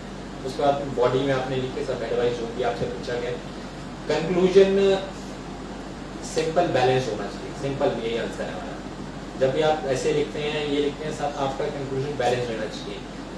ये प्रैक्टिकल नहीं है बट पेपर पे यही चलता है। आप वहाँ अपने टॉपिक को, अपने जो रीजनिंग दी है उसको सब्सटैंटिएट करने के लिए बैठे नहीं हो कि हाँ जब आप कुर्सी पे आओगे तब आप बैलेंस नहीं ले सकते, तब आपको डिसीजन लेना पड़ता है, वो अलग बात है, जो प्रैक्टिकल चीजें हैं। लेकिन मेरे हिसाब से आपका जो आंसर है उसमें कंक्लूजन बैलेंस रहना चाहिए, वे फॉरवर्ड उस तरह से होना चाहिए। या कंक्लूजन हर टॉपिक में बनता नहीं है तो उस जगह वे फॉरवर्ड लिख दो। या अगर किसी सोसाइटी की प्रॉब्लम के बारे में पूछा गया है तो आपने वे फॉरवर्ड करना है कि इस जो समस्या है हमारे समाज को, उसको कैसे दूर किया जा सकता है, उसके लिए कैसे हमने आगे अग्रसर होना है, तो उसमें आप वे फॉरवर्ड लिख दो कि ये किया जा सकता है, पॉजिटिव कुछ एस्पेक्ट दे दो। और हर क्वेश्चन में कंक्लूजन होना चाहिए। इससे ना एक, मैं क्या कैसे इसको वर्णन करूं कि संतुष्टि मिलती है कि एंड हो गया, ये क्लोजर मिलता है। इंसान को क्लोजर चाहिए होता है ना कि हाँ इंट्रो आई दिया, बॉडी में ये लिख दिया, कंक्लूजन दे 2 लाइनों को आपके टाइम नहीं है, बस 2 लाइनों को लिखते हैं, hence this is the way it is done, hence in this way we can address the problem of this. बस कम से कम एक लाइन आनी चाहिए जिससे आपका क्वेश्चन एंड होगा। एक फिर आपका ऐसे था, ऐसे में आपने पूछा था कि किस तरह ऐसे की प्रिपरेशन प्रिपरेशन है आपकी ऐसे की मैक्सिमम आपके जीएस सब्जेक्ट से हो जाती है। जीएस में जो है उसी का आपका जो ऐसे का बेस है वो आपका जीएस के सब्जेक्ट का नॉलेज है, वही आपके ऐसे का बेस बनाता है। और उसके अलावा अगर आपने फोकस प्रिपरेशन करनी है तो आप ऐसा कर सकते हैं कि पास्ट ईयर पेपर को उठाया, उसमें देखा कि क्या क्या ऐसे पूछे गए हैं। कुछ कॉमन थीम रहता है उन मैसेज का, या फिर वो पॉवर्टी से होंगे, या आपके एजुकेशन से होंगे, या फिर आपकी वेमेन रिलेटेड इश्यूज होंगे, ग्लोबलाइजेशन पे होंगे, कल्चर पे होंगे आपके, और क्या इशू बन सकते हैं कुछ इस तरह के, साइंस एंड टेक के होंगे, एआई के होंगे। आप पास्ट के पेपर्स एनालाइज करेंगे, आपको मिल जाएंगे ऐसे ये थीम्स हैं। तो इन स्टैंडर्ड थीम्स पे आप कंटेंट पहले से प्रिपेयर कर सकते हैं। कुछ कोर्स आपने प्रिपेयर कर लिए, डेटा उस पर प्रिपेयर कर लिया, उस पर इंट्रो कंक्लूजन पहले से प्रिपेयर हो जाता है इन टॉपिक्स का कि इंट्रो कैसे करना है, आपने एनेक्डोट शेयर करना है, या फिर आपने कोई रिसेंट स्टैट शेयर करने हैं, इस तरह से। तो इन टॉपिक्स की लिस्ट बनाओ, आपको नेट पे जाओगे, नेट पे कंटेंट मिल जाएगा। कुछ ऐसे बना रखे हैं जितने कोचिंग इंस्टीट्यूट्स हैं, जितने भी ये स्टैंडर्डाइज ऐसे क्वेश्चन होते हैं, प्लस फॉर्मेट बना रखा है कि अच्छा इंट्रो आप ये कोर्स यूज़ कर सकते हैं, कंक्लूजन आपने किस तरह करना है। तो इस तरह से आपकी ऐसे प्रिपरेशन हो जाएगी। जैसे सर ने बताया, ये जो आंसर राइटिंग की स्ट्रेटेजी बताई, जैसे आप कॉलेज में पढ़ रहे हैं, आप एग्जाम देते हैं कॉलेज के भी ना, तो ये स्ट्रेटेजी बहुत हेल्पफुल है नॉर्मल एग्जाम्स के लिए भी। अब आप थर्ड ईयर में आप अपने फाइनल एग्जाम देंगे, जो एक बताया सर ने सब हेडिंग देंगे, तो आप एक साथ सारा लिख देंगे, वो थोड़ा देखने में भी अच्छा नहीं लगेगा, कई बार हो सकता है। पर ट्राई करें कि जैसे सर कह रहे हैं, जहाँ सब हेडिंग्स हो सकती हैं, जिसको आप कहते हैं कि बुलेट पॉइंट्स में नीचे करके थोड़ा उस तरह से लिखें।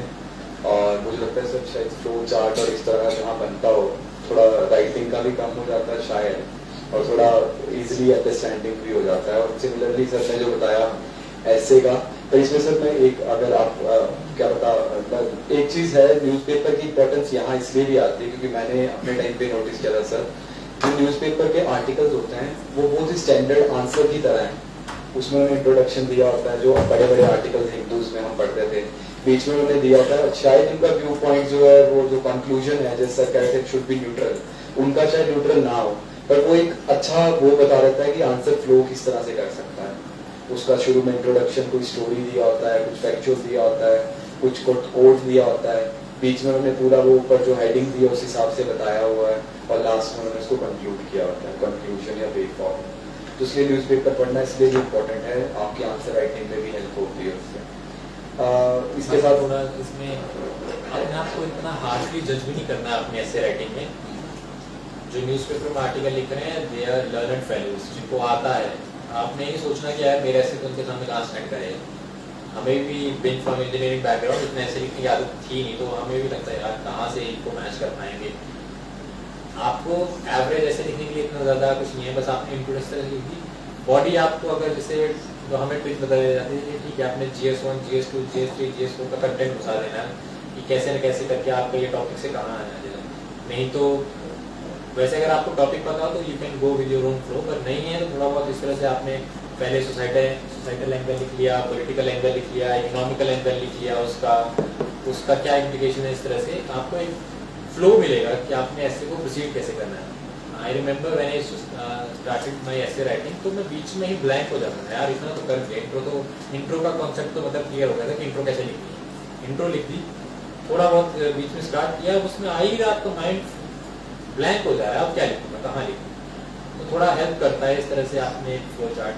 इस तरह से अनुदीप दुरू शेट्टी सर की किताब थी, उसमें उन्होंने बता रखा था ये सब tricks, GS1 to GS4, society, polity, economy, इस तरह के एंगल घुसा के आपने कंटेंट मिल जाता है, आपको फ्लो मिल जाता है कि आपने प्रोसीड कैसे करना है। तो एवरेज ऐसे मिल जाएगा। That is not a good ऐसे, बट दैट इज एवरेज ऐसे।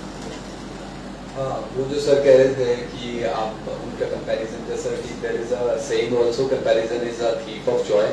तो आपने वर्बेटम तो नहीं ट्राई कर सकते हैं, पर ये है कि आइडिया से लग सकता है ना कि किस तरह से करें। और जो सर ने नाम बताया सर का ना, आपसे पहले के बेंच पे टॉपर, तो ये क्या नाम है सर, आप बता दें।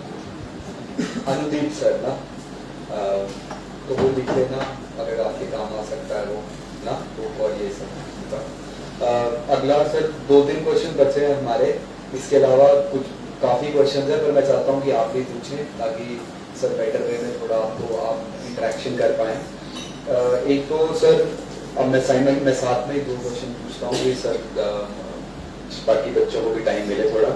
एक तो स्ट्रेटेजी और शेड्यूल का था, टाइम टेबल का कि किस तरह से रहता है, क्या टाइम है, कितना पढ़ते हैं, ये सब क्वेश्चन होते हैं दिमाग में, किस तरह से तैयारी करते थे, थोड़ा अपना दिनचर्या के बारे में बता दें। दूसरा एक और इम्पोर्टेंट है काफ़ी, जो बच्चा यूपीएससी या सिविल सर्विसेज का एग्जाम दे रहा है उसके दिमाग में एक फियर ऑफ फेलियर रहता है। तो मतलब how to cope with that, मतलब it is not given that कि you will make it finally, because I have known many people, sir must also be knowing many जिन्होंने काफ़ी बार एग्जाम दिया है। तो सर ये 2 क्वेश्चन साइमल्टेनियसली हम deal करेंगे, एक आपका शेड्यूल, टाइम टेबल और process of study, secondly fear of failure and how to deal with it. Strategy तो आपकी जब आप प्रिपरेशन स्टार्ट कर रहे हो उससे पहले आपके माइंड में होनी चाहिए, लिखित तौर पे ज़रूरी नहीं है लेकिन आपके माइंड में वो स्ट्रेटेजी होनी चाहिए कि मैंने किस तरह से किस सब्जेक्ट को टैकल करना है। तो प्रिपरेशन स्टार्ट करने से पहले आपको अपने अस्त्र पता होना चाहिए कि आपकी बुक लिस्ट क्या है, आपने कहाँ से किसको स्टार्ट करना है, कब स्टार्ट करना है। तो जैसे मैंने स्टार्ट करी थी तो मैंने माइंड में टाइम टेबल बनाया अपना। मैं डेली टाइम टेबल का इतना फॉलो हूँ नहीं कि लिख के कहीं बना लिया कि इतना, वो अपने आप आपके माइंड अपने रूटीन आपकी बन जाती है, तो आपको टाइम टेबल की ज़रूरत नहीं रहती उसके लिए। बट एक ब्रॉड टाइम लाइन होनी चाहिए आपके माइंड में, ताकि आपके माइंड में छोटे छोटे टारगेट हों कि अच्छा इस टाइम तक मेरा चीज़ जरूर लेना चाहिए। तो मैंने इस तरह से अपना टाइम टेबल स्ट्रेटजी बनाई थी कि अगर जून से प्रिपरेशन स्टार्ट कर रहा हूँ, जून जुलाई अगस्त सितंबर, इन 4 महीनों में I would devote 70% of my time towards my optional subject, और जो 30% टाइम है वो मेरा जो जीएस के कोचिंग चल रही है डेली आके उसको रिवाइज करना। तो इस तरह से मैंने 70% टाइम शुरू में अपना ऑप्शन रखी। मेरा पहला टारगेट था, जैसे ही मेरे को किसी ने कहा था, सारे टॉपर्स कहते हैं कि ऑप्शन इज की, एज फार एज यूपीएससी का राइट, तो ऑप्शन आपको काफ़ी इंपॉर्टेंट रोल प्ले करता है। तो मैंने माइंड में पहले ही बना लिया था कि अगर मेरा by the end of December I should be confident in my optional. इतना कॉन्फिडेंस होना चाहिए कि जिस बच्चे का वो ग्रेजुएशन सब्जेक्ट हो उसके लेवल की नॉलेज होनी चाहिए मेरे पास। बिकॉज आई टुक ऑप्शन जो मेरा ग्रेजुएशन सब्जेक्ट नहीं था, टेक्नोलॉजी ऑप्शन था। तो आपको कंपेयर उससे करना है, आपका कंपटीशन वो है जिसने उसमें ग्रेजुएशन कर रखी है। तो पहला मेरा यही टारगेट था। अगर मैंने if I share you my story, तो मैंने अपनी स्ट्रेटेजी लिखने बैठा, मैंने ऐसे लिखा अपने नोटबुक में स्ट्रेटेजी, एक किसमें लाइन लिखी थी मैं, फिनिश ऑप्शन फर्स्ट, बस उसका स्ट्रेटेजी खत्म, उसका माइंड में थी। ऑप्शनल पर मेरा पहले से फोकस था, तो इसलिए मैंने सितंबर तक 70% टाइम अपना ऑप्शनल पे डिवोट किया। उसके बाद मैंने उस ऑप्शन का रिवीजन स्टार्ट किया प्रॉपर। टेस्ट सीरीज मैंने ज्वाइन नहीं करी, मैंने खुद के टेस्ट लिखे, मतलब जहाँ मैं जाता था मैंने वहाँ शेड्यूल दे दिया कि इस हफ्ते में 1.1, 1.1 से लेकर 1.7 तक और 2.1 से 3 यूनिट्स का मैं टेस्ट लिखने आऊँगा। Not full 3 hour test but 1.5 hour, लेकिन लग जाते थे उसको 2-2.5 घंटे लिखने हैं, हाँ वो 1.5 घंटे का था। तो शुरू में आपको टाइम लगता है इस तरह से, रिवीजन भी आपका पता नहीं होता आपको कितना है, और आप अननेसेसरी चीज़ें लिख के आ जाते हो जिसकी देखने की जरूरत नहीं होती आंसर, क्योंकि आपने जो पढ़ा होता है ना बस आप फटाफट वही चाप लेते हो, वो ज़रूरी नहीं होता। तो इस तरह से मैंने ऑप्शन पे शुरू में टाइम डिवोट किया, तो सितंबर तक मेरा यही था। उसके बाद सितंबर, अक्टूबर, उसका अक्टूबर, नवंबर, दिसंबर, इन 3 महीनों में मेरा था कि ऑप्शनल का रिवीजन किया जाए, उसके टेस्ट लिखा जाए, साथ में अब जो बचा हुआ टाइम है वो अपने जीएस की रिवीजन भी स्टार्ट करें। जो मेरे सितंबर तक टॉपिक्स कंप्लीट हो गए, हिस्ट्री जैसे कंप्लीट हो गया, इकोनॉमी कंप्लीट हो गया, पॉलिटी, उनके मैंने सेक्शनल टेस्ट लिखना शुरू कर दिया एज इट इज जो चल रहा था। तो इस तरह से मेरा मेंटल फ्रेमवर्क था कि दिसंबर तक ऑप्शनल मैंने कंप्लीट करके छोड़ देना है, और उसका जनवरी फरवरी 2 मंथ तो उसमें मैंने पूरा टाइम अपना जीएस के जो बचे हुए टॉपिक्स थे, जो भी सिलेबस में लाइन लिखी थी उसके ऊपर मेरे हाथ में नोट्स होने चाहिए, कुछ ना कुछ कंटेंट 1 पेज A4 साइज की होनी चाहिए। तो वो 2 मंथ मैंने कम्प्लीटली उन्हीं पर डिवोट किया, अपने जीएस के जो मेंस के बचे हुए टॉपिक थे। ऐसे छोड़ दिया था इसमें मैंने, ऐसे बड़ी मेरी इसकी कमी रही थी, ऐसे कंप्लीट नहीं कर पाया। उसके बाद आ गया आपका मार्च अप्रैल में, 3 महीने कम्प्लीटली टुवर्ड्स द प्री है। जो भी है इसमें बस मैंने प्री का ही देखना है, बाकी सब छोड़ देना है मैंने जीएस में जो भी बच गया। तो ये मेरा 1 साल का टाइम फ्रेम था। अब इसमें आते हैं शेड्यूल पे कि आप डेली का रूटीन, डेली रूटीन सबकी डिफरेंट होती है। तो मैंने मतलब काफ़ी शुरू में मैकेनिकल रूटीन थी मेरी, मैंने जॉब अभी भी छोड़ी थी और प्रिपरेशन करनी थी, तो wake up in the I used to stay late, 1-2 बजे सोता था। तो इस तरह से मैं, मेरा मिनिमम था कि 6-6.5 घंटे तो नींद होनी चाहिए, इससे कम तो नहीं हो पाया। इतना स्लीप रिक्वायर्ड उस हिसाब से उठता था मैं 7-7:30 जितना भी टाइम मॉर्निंग में आपने जो भी आपकी रूटीन है उसको फॉलो करके ब्रेकफास्ट के टाइम न्यूज़पेपर पढ़ना स्टार्ट कर देता था। और उसके बाद I used to take metro, तो मेट्रो के टाइम में वही अपना न्यूज़ जो करंट में चल रहा है उसके क्विज आते थे, साइट्स के आते थे या सिविल सर्विस 5 क्विज आते थे, तो वो अटेम्प्ट कर रहे थे न्यूज़ मतलब अपने टाइम 10-15 मिनट का जो मेरा ट्रांजिट टाइम है। उसके बाद मैं जिस कोचिंग क्लास होती थी तो 2 घंटे वो 9 से 11 चलती था। वापस आके मैंने लाइब्रेरी ज्वाइन करनी, लंच करना, लाइब्रेरी में जो क्लास में पढ़ा है उसको रिवाइज करना। उसके बाद मेरे से ऑप्शन की कोचिंग रहती थी 2 से 5, उसमें वो पढ़ना और आके फिर से लाइब्रेरी में बैठ जाता था कि उसको रिवाइज करके जो भी हुआ। उसके बाद मैं शाम को डिनर के टाइम ही वापस जाता अपने जहाँ भी मैं स्टे कर रहा था, और डिनर करने के बाद फिर मेरा प्रॉपर टाइम, मेरा शुरुआत के 3 महीने में मतलब 3-4 घंटे जो शांति वाला टाइम है मैं ऑप्शन पे डिवोट करता कि उसके नोट मेकिंग करनी है, रिवाइज करना है, वो जो शांति वाला टाइम। तो इस तरह से शुरुआत के 3-4 महीने ये मेरी फिक्स रूटीन रही, इस तरह से मैंने फॉलो किया। तो यही टाइम टेबल रहता है, अपने अकॉर्डिंग आप डिसाइड कर सकते हो कि कितना 10, 11, 12 घंटे गिनने की ज़रूरत नहीं है। बीच में आप येस आपको टाइम भी चाहिए होता है, जैसे 5 से 6 मैं भी बाहर निकल के घूम लेता, चाय जो पीनी है, दोस्तों से बातें करनी है, इस तरह से। इसमें कोई फिक्स है नहीं कि आपने 10 घंटे पढ़े, 12 घंटे ना मैंने गिने कितना पढ़ा मैंने, इतना पढ़ा, जितना आप कर पा रहे हैं। स्लीप प्रॉपर लो, ऐसा नहीं कि आपने स्लीप साइकिल से आपने थोड़ा सा इसमें जाने तो आपका कंसंट्रेशन नहीं बनेगा तो आप पढ़ नहीं पाओगे। उसके अलावा जो आपको टाइम मिल रहा है थोड़ा बहुत आपको माइंड को भी फ्रेश लेना होना पड़ता है, थोड़ा गपशप मार लो, चलता है, यही शेड्यूल रहता है आपका। उसके बाद आपका अगर एक सिलेबस खत्म हो गया फिर कुछ टाइम मिल जाता तो कुछ और करो, दैट्स इट, वही इसमें है। उसके बाद आपने पूछा फेलियर्स के बारे में, fear of failure, yes true है, मतलब there are very less chances of succeeding in this highly competitive exam. तो हालांकि ये मेरा फर्स्ट अटेम्प्ट था तो मैंने इस पर इतना टाइम ही नहीं दिया, मतलब सोचना ही का है। बैक इन द माइंड मेरे में था कि अगर यूपीएससी नहीं तो स्टेट सिविल सर्विसेज मेरा ऑप्शन रहेगा कि उसको मैं दे पाऊँगा। थोड़ा तो कॉन्फिडेंस था कि उसमें मैं कर लूँगा, जैसे ही जितने टाइम लगे वो करना। तो शुरू में मैंने इस चीज़ पे इतना मतलब टाइम डिवोट करने का सोचा ही नहीं कि इतना सोच के आप क्या ही कर लोगे, अपना ये टाइम भी बर्बाद कर रहे हो और ना ही कुछ प्रोडक्टिव हो पा रहा है। तो जब आप प्रिपरेशन स्टार्ट करोगे फिर से first attempt is your golden attempt, जो भी आपका ड्रीम है उसको पूरा लगा दो, बैक इन द माइंड रखे रखो कि अगर ये नहीं होगा तो मेरा बैकअप ऑप्शन मेरा ये है। बट उस पर इतना ज़्यादा सोचने से आपको कुछ नहीं मिलने वाला। जब वो आएगा समय तो उसके आपके माइंड में तब आपने वो उस पर एक्शन लेना है। बट तब तक जब आप कर रहे हो तो एक ही राह की तरफ चलते जाओ कि नहीं मैंने पूरा टाइम इसी को डिवोट करना है। तो मैंने भी वैसा किया कि ठीक है यूपीएससी की तरफ भी फोकस करते हैं एक साल, प्रॉपर इसी को करेंगे, स्टेट सर्विसेज अगर नहीं होता तो सेकेंड लेंगे। तो वो मेरा सेकेंड इस तरह से ऑप्शन है। तो yes I think to the extent backup option required होता है इसमें, कि यू कांट बी श्योर कि आप सक्सीड हो जाएंगे, तो कुछ ना कुछ आपको बैकअप लेके चलना पड़ेगा। लेकिन उस पर इतना हर टाइम सोचने की ज़रूरत नहीं है। अगर आपने डिसीजन ले ही लिया है कि अब मैंने करना है, एग्ज़ाम लिखना है, तो उसी की तरफ फोकस रखो। जब समय आएगा कि ठीक है सेटबैक्स आते हैं तब आपने उसकी तरफ सोचना है कि अब ये जो मेरा ऑप्शन है मैं इसको ओपन करता हूँ और इसकी तरफ भी ध्यान देना पड़ेगा। तो दैट्स इट। ये जो ग्रुप ऑफ क्वेश्चंस है मेरा सर, आई थिंक इसके बाद हम बच्चों को थोड़ा सा, पर ये लास्ट जो ग्रुप ऑफ क्वेश्चन है सर, ग्रुप ऑफ क्वेश्चन इसलिए कह रहे हो कि 2-3 क्वेश्चन मैं एक साथ ही पूछ लेता हूँ आपसे। एक तो इसमें ये है सर, जैसा आपने बताया option is the key sir, तो काफ़ी बच्चों को ये इशू रहता है चूजिंग ऑफ ऑप्शन, कि ऑप्शन क्या चूज करें, whether it should be a scoring one, whether it should be a one that we are already studying in under graduation और पोस्ट ग्रेजुएशन। हमने पोस्ट ग्रेजुएशन उसने की है, अंडर ग्रेजुएशन वो लें, या फिर स्कोरिंग को देख के बुक की अवेलेबिलिटी को सर आप बताएंगे कि किस तरह से किया जा सकता है, और उसके साथ नोट्स मेकिंग की कितनी आवश्यकता है ऑप्शनल और मेंस के लिए भी जनरली, कि नोट्स बनाने पड़ेंगे, हैंड रिटन हम लिखें, क्या स्ट्रेटेजी रहती है।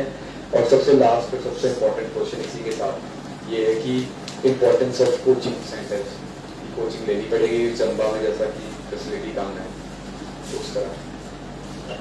पहले आते हैं आपके ऑप्शन के ऊपर। ऑप्शन आपको कौन सा चूज करना चाहिए? अगर बात देखी जाए स्कोरिंग ऑप्शन, तो ऐसा कोई ऑप्शन है नहीं स्कोरिंग आप कहेंगे। अगर आप एनालाइज करेंगे past year data UPSC release करता है इसका, जितने भी ऑप्शन हैं अगर आप टॉपर्स के मार्क्स देखेंगे they hover around to same extent. अगर 310 पे किसी का है तो 5 मार्क्स ऊपर नीचे होंगे सभी ऑप्शन के। सभी ऑप्शन में उतना ही हाई स्कोर जा रहा है। वो अलग बात है कि उस रेंज में डेल्टा रेंज में कितने बच्चे आ रहे हैं वो डिफर कर सकते हैं, but highest score UPSC try करता है कि सबका पैरिटी रखें इस मामले में। तो स्कोरिंग ऑप्शन इस मामले में मार्केट में बज रहती है, लेकिन यूपीएससी देखा जाए तो वो अगर आपको टॉपर है तो टॉपर के सिमिलर एक्सटेंट में ही मार्क्स होंगे। डिसाइड कैसे करना है? If you have done graduation well or post graduation then that is good enough. या अगर आपको अच्छा लग रहा है आपने पोस्ट ग्रेजुएशन कर रखी है तो आपके लिए तो इजी हो जाएगा कि ठीक है यार ये तो मैंने पढ़ रखा है एंड इट्स इजी, तो I can go ahead with this. वो एक ऑप्शन है। बाकी इसके अलावा अगर चूज करना है तो जैसे मैंने स्ट्रेटेजी बनाई थी कि एलिमिनेशन और सिलेक्शन, कुछ 4-5 ऑप्शन रखे अपने सामने। मैंने कैसे डिसाइड करना? मैंने पहले अपना मैकेनिकल इंजीनियरिंग सोचा था ऑप्शन लेने का। I looked at the past year papers, doable लगे मेरे को कि ठीक है ये तो सिंपल से क्वेश्चन होते हैं आपके इंजीनियरिंग सब्जेक्ट में, कुछ आते हैं ट्रिकी क्वेश्चन, बट जब मैंने पास्ट ईयर पेपर देखे वो सिंपल था जिसमें कोई ट्रिक इन्वॉल्व नहीं थी, मतलब सिंपल फॉर्मूला इस तरह से।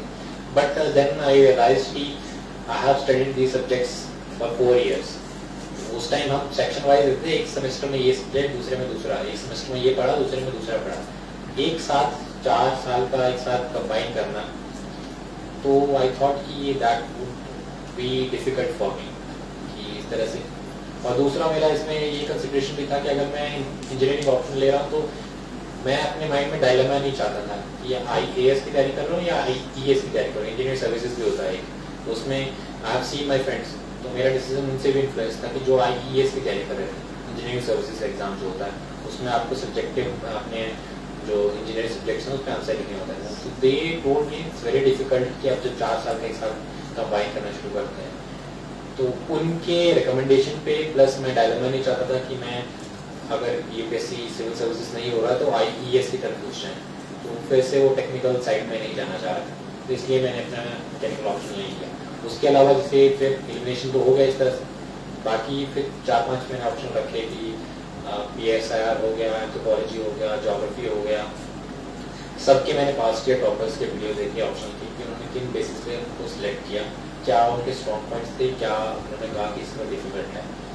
तो उसके साथ फिर अपने अपनी कैपेबिलिटी एनालाइज करनी है। हर बच्चे में डिफरेंट होता है। But I believe in PSR, जब मैंने PSR लेने का सोचा था, इसमें काफ़ी एनालिटिकल फ्लो आंसर राइटिंग में थोड़ा क्रिएटिविटी चाहिए होती है कि इस तरह से आपका अच्छा vocabulary I wouldn't say, but PSR political science and international, PSR political science and international relations.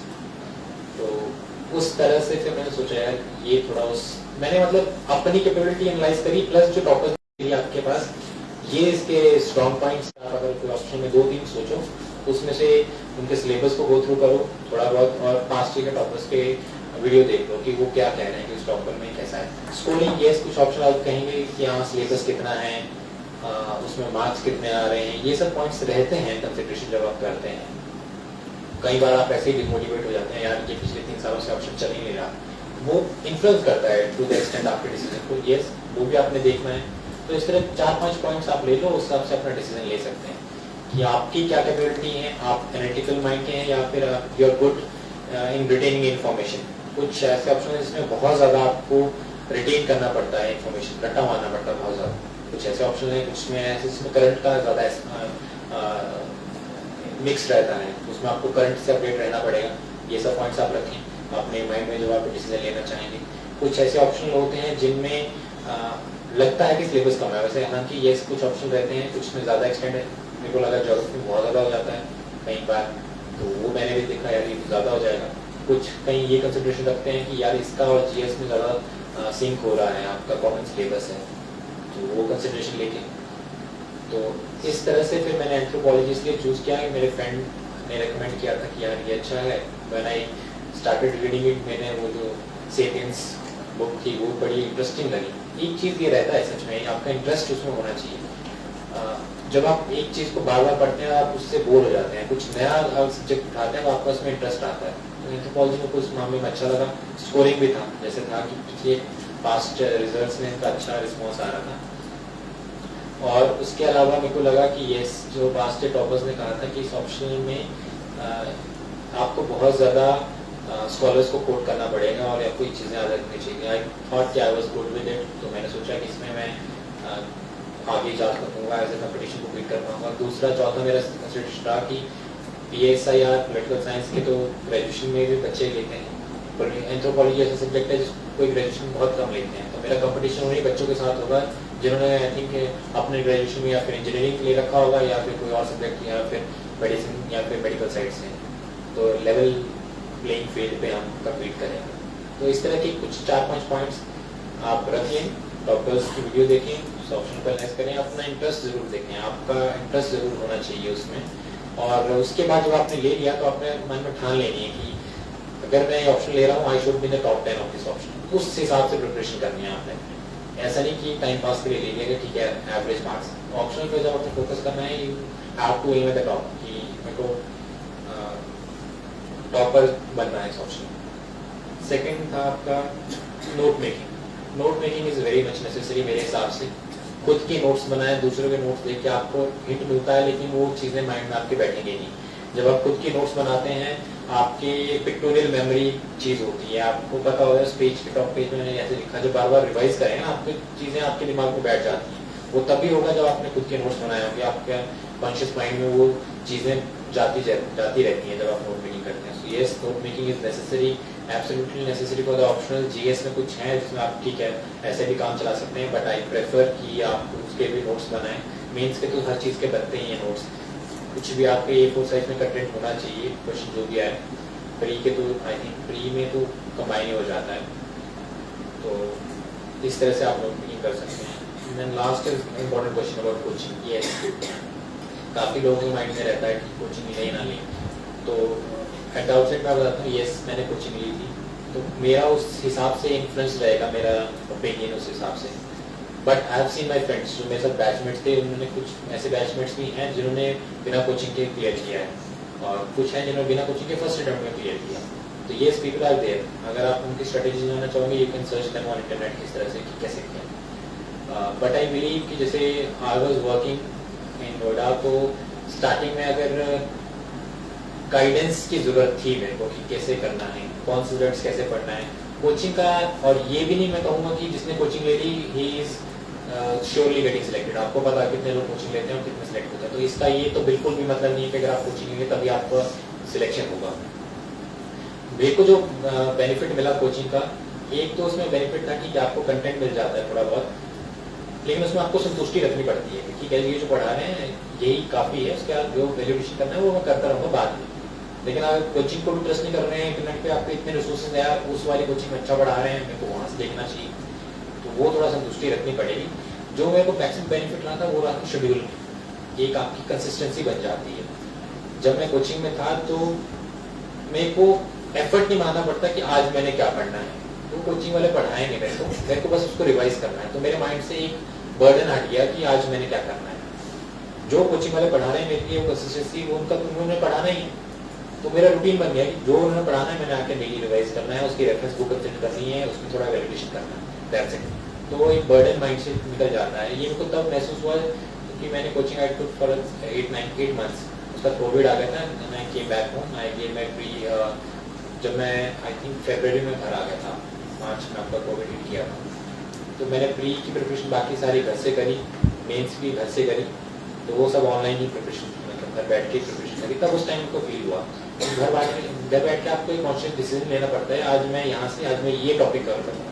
Coaching में फायदा रहता है कि उन्होंने करवाना है, आप आए या ना आए आपको मतलब नहीं है, उन्होंने तो करवाना है, तो एक कंसिस्टेंसी बन जाती है उससे। बाकी अगर आपका बैकग्राउंड है उस सब्जेक्ट में, आपने स्टडी कर रखा है उसमें ऑप्शनल अपने ग्रेजुएशन में, तो उसकी फिर यू हैव टू थिंक कि आपने लेनी है उसकी, कुछ में नहीं लेनी, वो आपका डिसीजन है अगर आपने पढ़ी रखा है उसको। GS में अगर आपका बैकग्राउंड है थोड़ा बहुत, आपने पहले से ही ड्यूरिंग योर कॉलेज डेज आपने कर रखा है, तो आपको पता है कि बैकग्राउंड तो उनको क्लियर है, सब्जेक्ट भी उनको क्लियर है, सिलेबस भी मैंने देख रखा है, तो अब मेरे को कोचिंग चाहिए नहीं चाहिए, ये आपके ऊपर डिसीजन है। तो उस हिसाब से अपना डिसीजन ले सकते हैं। फ़ायदे मैंने बता दिए, मेरे को जो फ़ायदा हुआ। मैं ये नहीं कहूँगा मेरे को फ़ायदा नहीं हुआ, मैंने कहा मेरे को फ़ायदा हुआ। सो इस तरह से बाकी चंबा की जैसे अगर बात की जाए तो इस पे तो मैं बिल्कुल श्योर हूँ कि ये मैटर नहीं करता कि आप ऑफलाइन कोचिंग ले रहे हैं ऑनलाइन कोचिंग ले रहे हैं, कोई मतलब नहीं रखता है। इवन जब मैंने ऑफलाइन कोचिंग ली, मैं कोचिंग में 2 महीने बाद गया है, मैं उनके जो इंस्टीट्यूट था वो उनकी वीडियोज आते थे लेक्चर शाम को, तो मेरे को लग रहा था कि कोचिंग में ऑफलाइन बैठ के टाइम वेस्ट हो रहा है, क्योंकि आपका बैच काफ़ी बड़ा होता है, कुछ बेफालतू के सवाल भी पूछते हैं लोग जो सिर्फ अभी फर्स्ट ईयर में हैं, घर वालों ने बोला जाओ, तो इस तरह से टाइम पास काफ़ी करते हैं। इस तरह से मेरे लग रहा टाइम वेस्ट हो रहा है। तो मैंने 2 महीने बाद मैंने कोचिंग जाना छोड़ दिया। मैं घर आके अपनी सहूलियत के हिसाब से रात को मैं वीडियोस प्ले करता, 1.5x पे लगा दिया, हिस्ट्री है 2x पे लगा दिया, तो 1.5 घंटे का लेक्चर, 2 घंटे का लेक्चर 1-1.5 घंटे तक कंप्लीट करके अपना आगे रह सकता। तो ऑनलाइन ऑफलाइन मेरे को तो इक्विवेलेंट लगे, मेरे को कोई इसमें डिफरेंस नहीं लगा। तो अगर आप चंबा में हैं, अगर आप कोचिंग लेना चाहते हैं, ऑनलाइन मीडियम आजकल अवेलेबल है, स्पेशली आफ्टर कोविड के बाद आपको इतने ज़्यादा रिसोर्सेज मिल गए हैं कि आपको ऑनलाइन सब कुछ मिल जाएगा इस मामले में। तो दैट्स इट। जितने हमारे पास क्वेश्चंस थे वो हमने ऑलमोस्ट सारे ही पूछ लिए हैं और काफ़ी कुछ सर ने भी कवर कर लिया है। पर इसके अलावा अब टू स्टार्ट विद सर, एक बार मैं आपके सामने मतलब जैसे आप में से ऐसे कितने बच्चे हैं जो those are aiming for UPSC, हाथ ऊपर करें आप, जो फ्यूचर में सोच रहे हैं, ठीक है। और हिमाचल प्रदेश सिविल सर्विसेज के लिए कितना सोच रहे हैं? वैसे तो कंबाइंड है पर कुछ होंगे यहाँ पे, तो जो जिन्होंने हाथ ऊपर नहीं किए वो ऐसे ही हैं, वो कुछ नहीं सोच रहे हैं। चलो कोई और एग्जाम का होगा, मैंने कहा था इसमें आपको सभी एग्जाम के लिए फायदा होगा। पर अब आपके दिमाग में यदि कोई क्वेश्चन है अपने हाथ रेज करिए और अपनी सीट से आप पूछ सकते हैं। जी भाई बोलिए। हाँ, हैंड राइटिंग, देखिए सुंदर हैंड राइटिंग किसको नहीं पसंद, सीधी बात है ना। पहली बात तो ये है कि अगर अच्छी हैंड राइटिंग है तो वेल एंड गुड, नहीं है तो इतनी तो होनी चाहिए कि ये सामने एग्जामिनर को समझ आ जाए। और ये नहीं है कि आपका अगर सुंदर है, मतलब इन जनरल अगर आप एग्जामिनर हैं, आपके पास 2 आंसर शीट्स आ रही हैं, आप किससे ज्यादा इंप्रेस रहेंगे? आप खुद बताएं। थोड़ी बहुत हैंड राइटिंग अच्छी है तो आपको भी अच्छा लगता है, है? तो वही इसमें, बाकी ज्यादा कुछ नहीं। अगर आप कंटेंट है नहीं, आपका कंटेंट पे आप फोकस करें, कंटेंट होना चाहिए। मैंने ऐसे अगर आप कुछ टॉपर्स के, जब मैं आंसर राइटिंग में जैसे बता रहा था कि मैं उनके आंसर कॉपी देख के रिवाइज करता था, अपने आंसर स्ट्रक्चर माइंड में बनाता था, मैं भी देखता कुछ टॉपर्स के आंसर हैंड राइटिंग ओके थी, पर उनको ये बिकेम टॉपर में से एक आई थिंक रैंक टॉप 10 में आए थे। तो ऐसा नहीं है कि अगर आपकी हैंड राइटिंग दूसरों के स्टैंडर्ड से अच्छी नहीं है तो उसका कोई मतलब नहीं है, बट इतनी होनी चाहिए कि लेजिबल हो, सामने वाला उसको समझ पाए कि ये क्या है। बाकी अच्छी हैंड राइटिंग है तो वो तो सुनने को सुहागा है कि हाँ, वो तो ऐसे ही प्लीजिंग लगती है। जब किसी की आंसर शीट आप खोलोगे समझ आना चाहिए कि उसमें क्या लिखा है। डॉक्टर की प्रिस्क्रिप्शन मत लिखना ना, वो समझ नहीं आएगा। जोर से।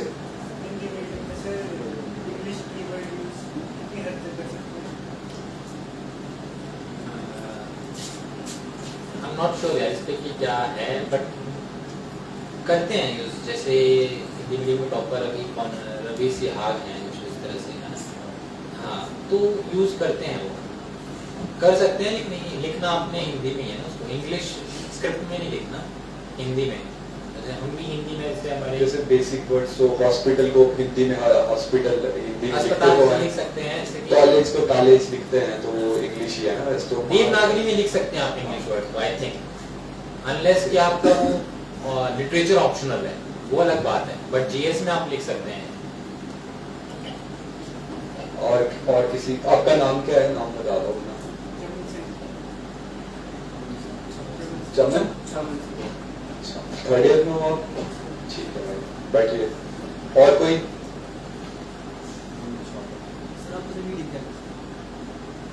इंग्लिश मीडियम में सिलेक्शन कम, हाँ मतलब ठीक है, कुछ कहते हैं, आई एम नॉट श्योर कि क्यों है, बट एक रीज़न तो ये भी है कि हिंदी मीडियम वाले स्टूडेंट्स ही कम आते हैं। एग्ज़ाम अगर देखेंगे आप, जितने लोग एग्ज़ाम भरते हैं, अगर आप डेटा भी देखेंगे कि 10 लाख एग्ज़ाम भरते हैं, उसमें से 5-6 लाख प्री देने आते हैं, तो उसमें से हिंदी मीडियम वाले खुद ही कम होते हैं। और दूसरा ये है कि हिंदी मीडियम आप 2 हिस्सों में डिवाइड करूँगा मैं, मैक्सिमम बच्चे जो हिंदी मीडियम वाले हैं वो अपना ऑप्शनल और जीएस इंग्लिश में लिखते हैं, सिर्फ हिंदी में वो इंटरव्यू देने जाते हैं, दैट इज ऑल्सो, तो वो इंग्लिश में कंसिडर होता है। इंटरव्यू के लिए ऑप्शन ओपन है, अगर मैं इंग्लिश मीडियम मैंने ऑप्शन अपना जीएस मैंने इंग्लिश में लिखा है, मेरे पास ऑप्शन है कि मैं इंटरव्यू अपना हिंदी में दे सकूँ। वो आपको बाध्य नहीं करेगा कि आपने अच्छा आपने तो जीएस इंग्लिश में लिखा है, ऐसे आपने इंग्लिश में लिखा है, आप इंटरव्यू में हिंदी में कैसे आ गए। वो यूपीएससी आपको ऑप्शन देता है उसके बाद भी कि आप जीएस के जो आप मेंस हैं उसमें कौन सा मीडियम रखेंगे, और जब आप इंटरव्यू देने जा रहे हैं तो आई हैव सीन माय फ्रेंड्स जिन्होंने मतलब इंग्लिश में लिखते हैं क्योंकि उनकी इंजीनियरिंग पढ़ाई होती है तो इंग्लिश में वो अपने मेंस लिखते हैं, लेकिन जब इंटरव्यू होता है तो वो हिंदी में जवाब देना प्रेफर करते हैं। वो ऑप्शन ओपन है हमेशा। और मैंने पूछ लिए सबके हिस्से के क्वेश्चंस का, पूछो शाबाश।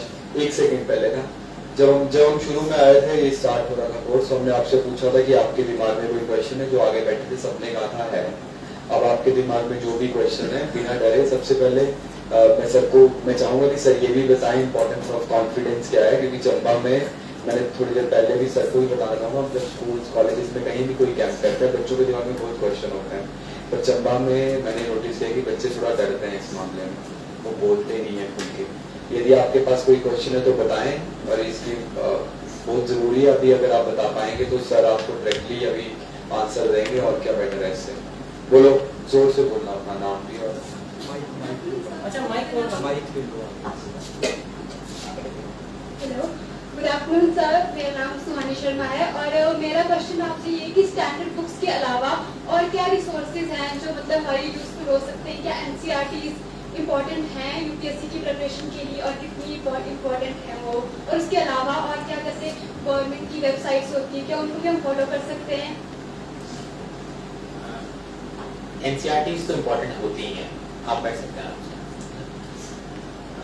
एक डिस्क्लेमर, अगर आपको बुक लिस्ट चाहिए तो मैंने अपने टेलीग्राम चैनल पे, नॉट बिग फैन, मैंने एक सिंपल सा जब रिजल्ट के बाद काफ़ी क्वेरीज आई तो मैंने टेलीग्राम चैनल पे अपनी स्ट्रैटेजी अपनी बुक लिस्ट शेयर कर दी, किस सब्जेक्ट के लिए मैंने क्या बुक फॉलो करी, तो वो वहाँ पे आपको मिल जाएगी। शांत जसवाल यूपीएससी करके नाम है टेलीग्राम चैनल का, वो मिल जाएगा आपको। बाकी अब आप आते हैं स्टैंडर्ड, कुछ स्टैंडर्ड बुक्स होती हैं और कुछ रेफरेंस बुक्स होती हैं, तो ये आपको हर सब्जेक्ट डिफरेंट रहेंगे, उसको आपने फॉलो कर लिया। उसका एनसीईआरटीज ज़रूरी होती हैं कुछ सब्जेक्ट्स में, जैसे कि मैं कहूँगा हिस्ट्री में फॉलो कर सकते हैं एनसीईआरटीज 9th अबव, ज्योग्राफी में भी आप कर सकते हैं 9th अबव, लेकिन 6th से पढ़ना मेरे हिसाब से कोई मतलब नहीं है कि आप 6th की एनसीईआरटी पढ़ के शुरू कर रहे हैं, अब इतना तो बेसिक हो ही जाता है कवर आपने। अगर 9th में स्टार्ट करेंगे तो उसमें जो 6th वाला क्वेश्चन है वो कवर हो जाएगा।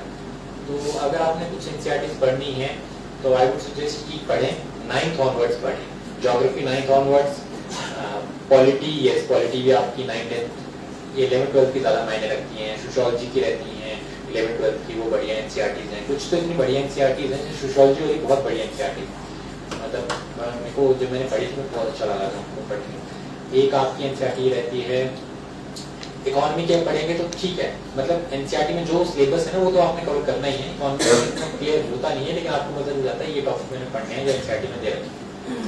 उसके अलावा आपकी एनसीईआरटी आ गई, ज्योग्राफी हो गया, ज्योग्राफी मैंने बोल दिया 9th ऑनवर्ड्स आपने पढ़ लेनी है, हिस्ट्री की पढ़ लेनी है, इकोनॉमी हो गया, पॉलिटी हो गया आपका, एनवायरनमेंट की एनसीईआरटीज हैं नहीं इतना,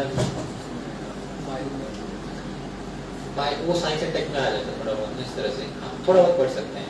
मैंने साइंस एंड टेक की एनसीईआरटी इतनी पढ़ी नहीं थी, लेकिन बायो वाला क्वेश्चन आप पढ़ सकते हैं, इसमें क्वेश्चन आते हैं ये स्टेम सेल्स, इसमें मतलब क्या होता है, जो बेसिक डिफरेंस होता है cell, animal cell, plant cell, इसमें इस तरह के क्वेश्चन आए थे यूपीएससी में, तो वो बेसिक कॉन्सेप्ट आपका जो बायोलॉजी और फिजिक्स है वो थोड़ा बहुत आपने पढ़ लेंगे एनसीईआरटी से, इतना ही यूज है एनसीईआरटी का, मतलब एनसीईआरटी यस आपने पढ़नी है लेकिन 6th ऑनवर्ड्स नहीं पढ़नी है, 6th 7th 8th का पढ़ने का कोई मतलब नहीं है, चाहे कोई भी सब्जेक्ट हो, अगर कोई पढ़नी है तो 9th ऑनवर्ड्स पढ़नी है, और कुछ में तो ऐसा है कि आपने 11th-12th की पढ़नी है, 9th ऑनवर्ड्स होती भी नहीं है।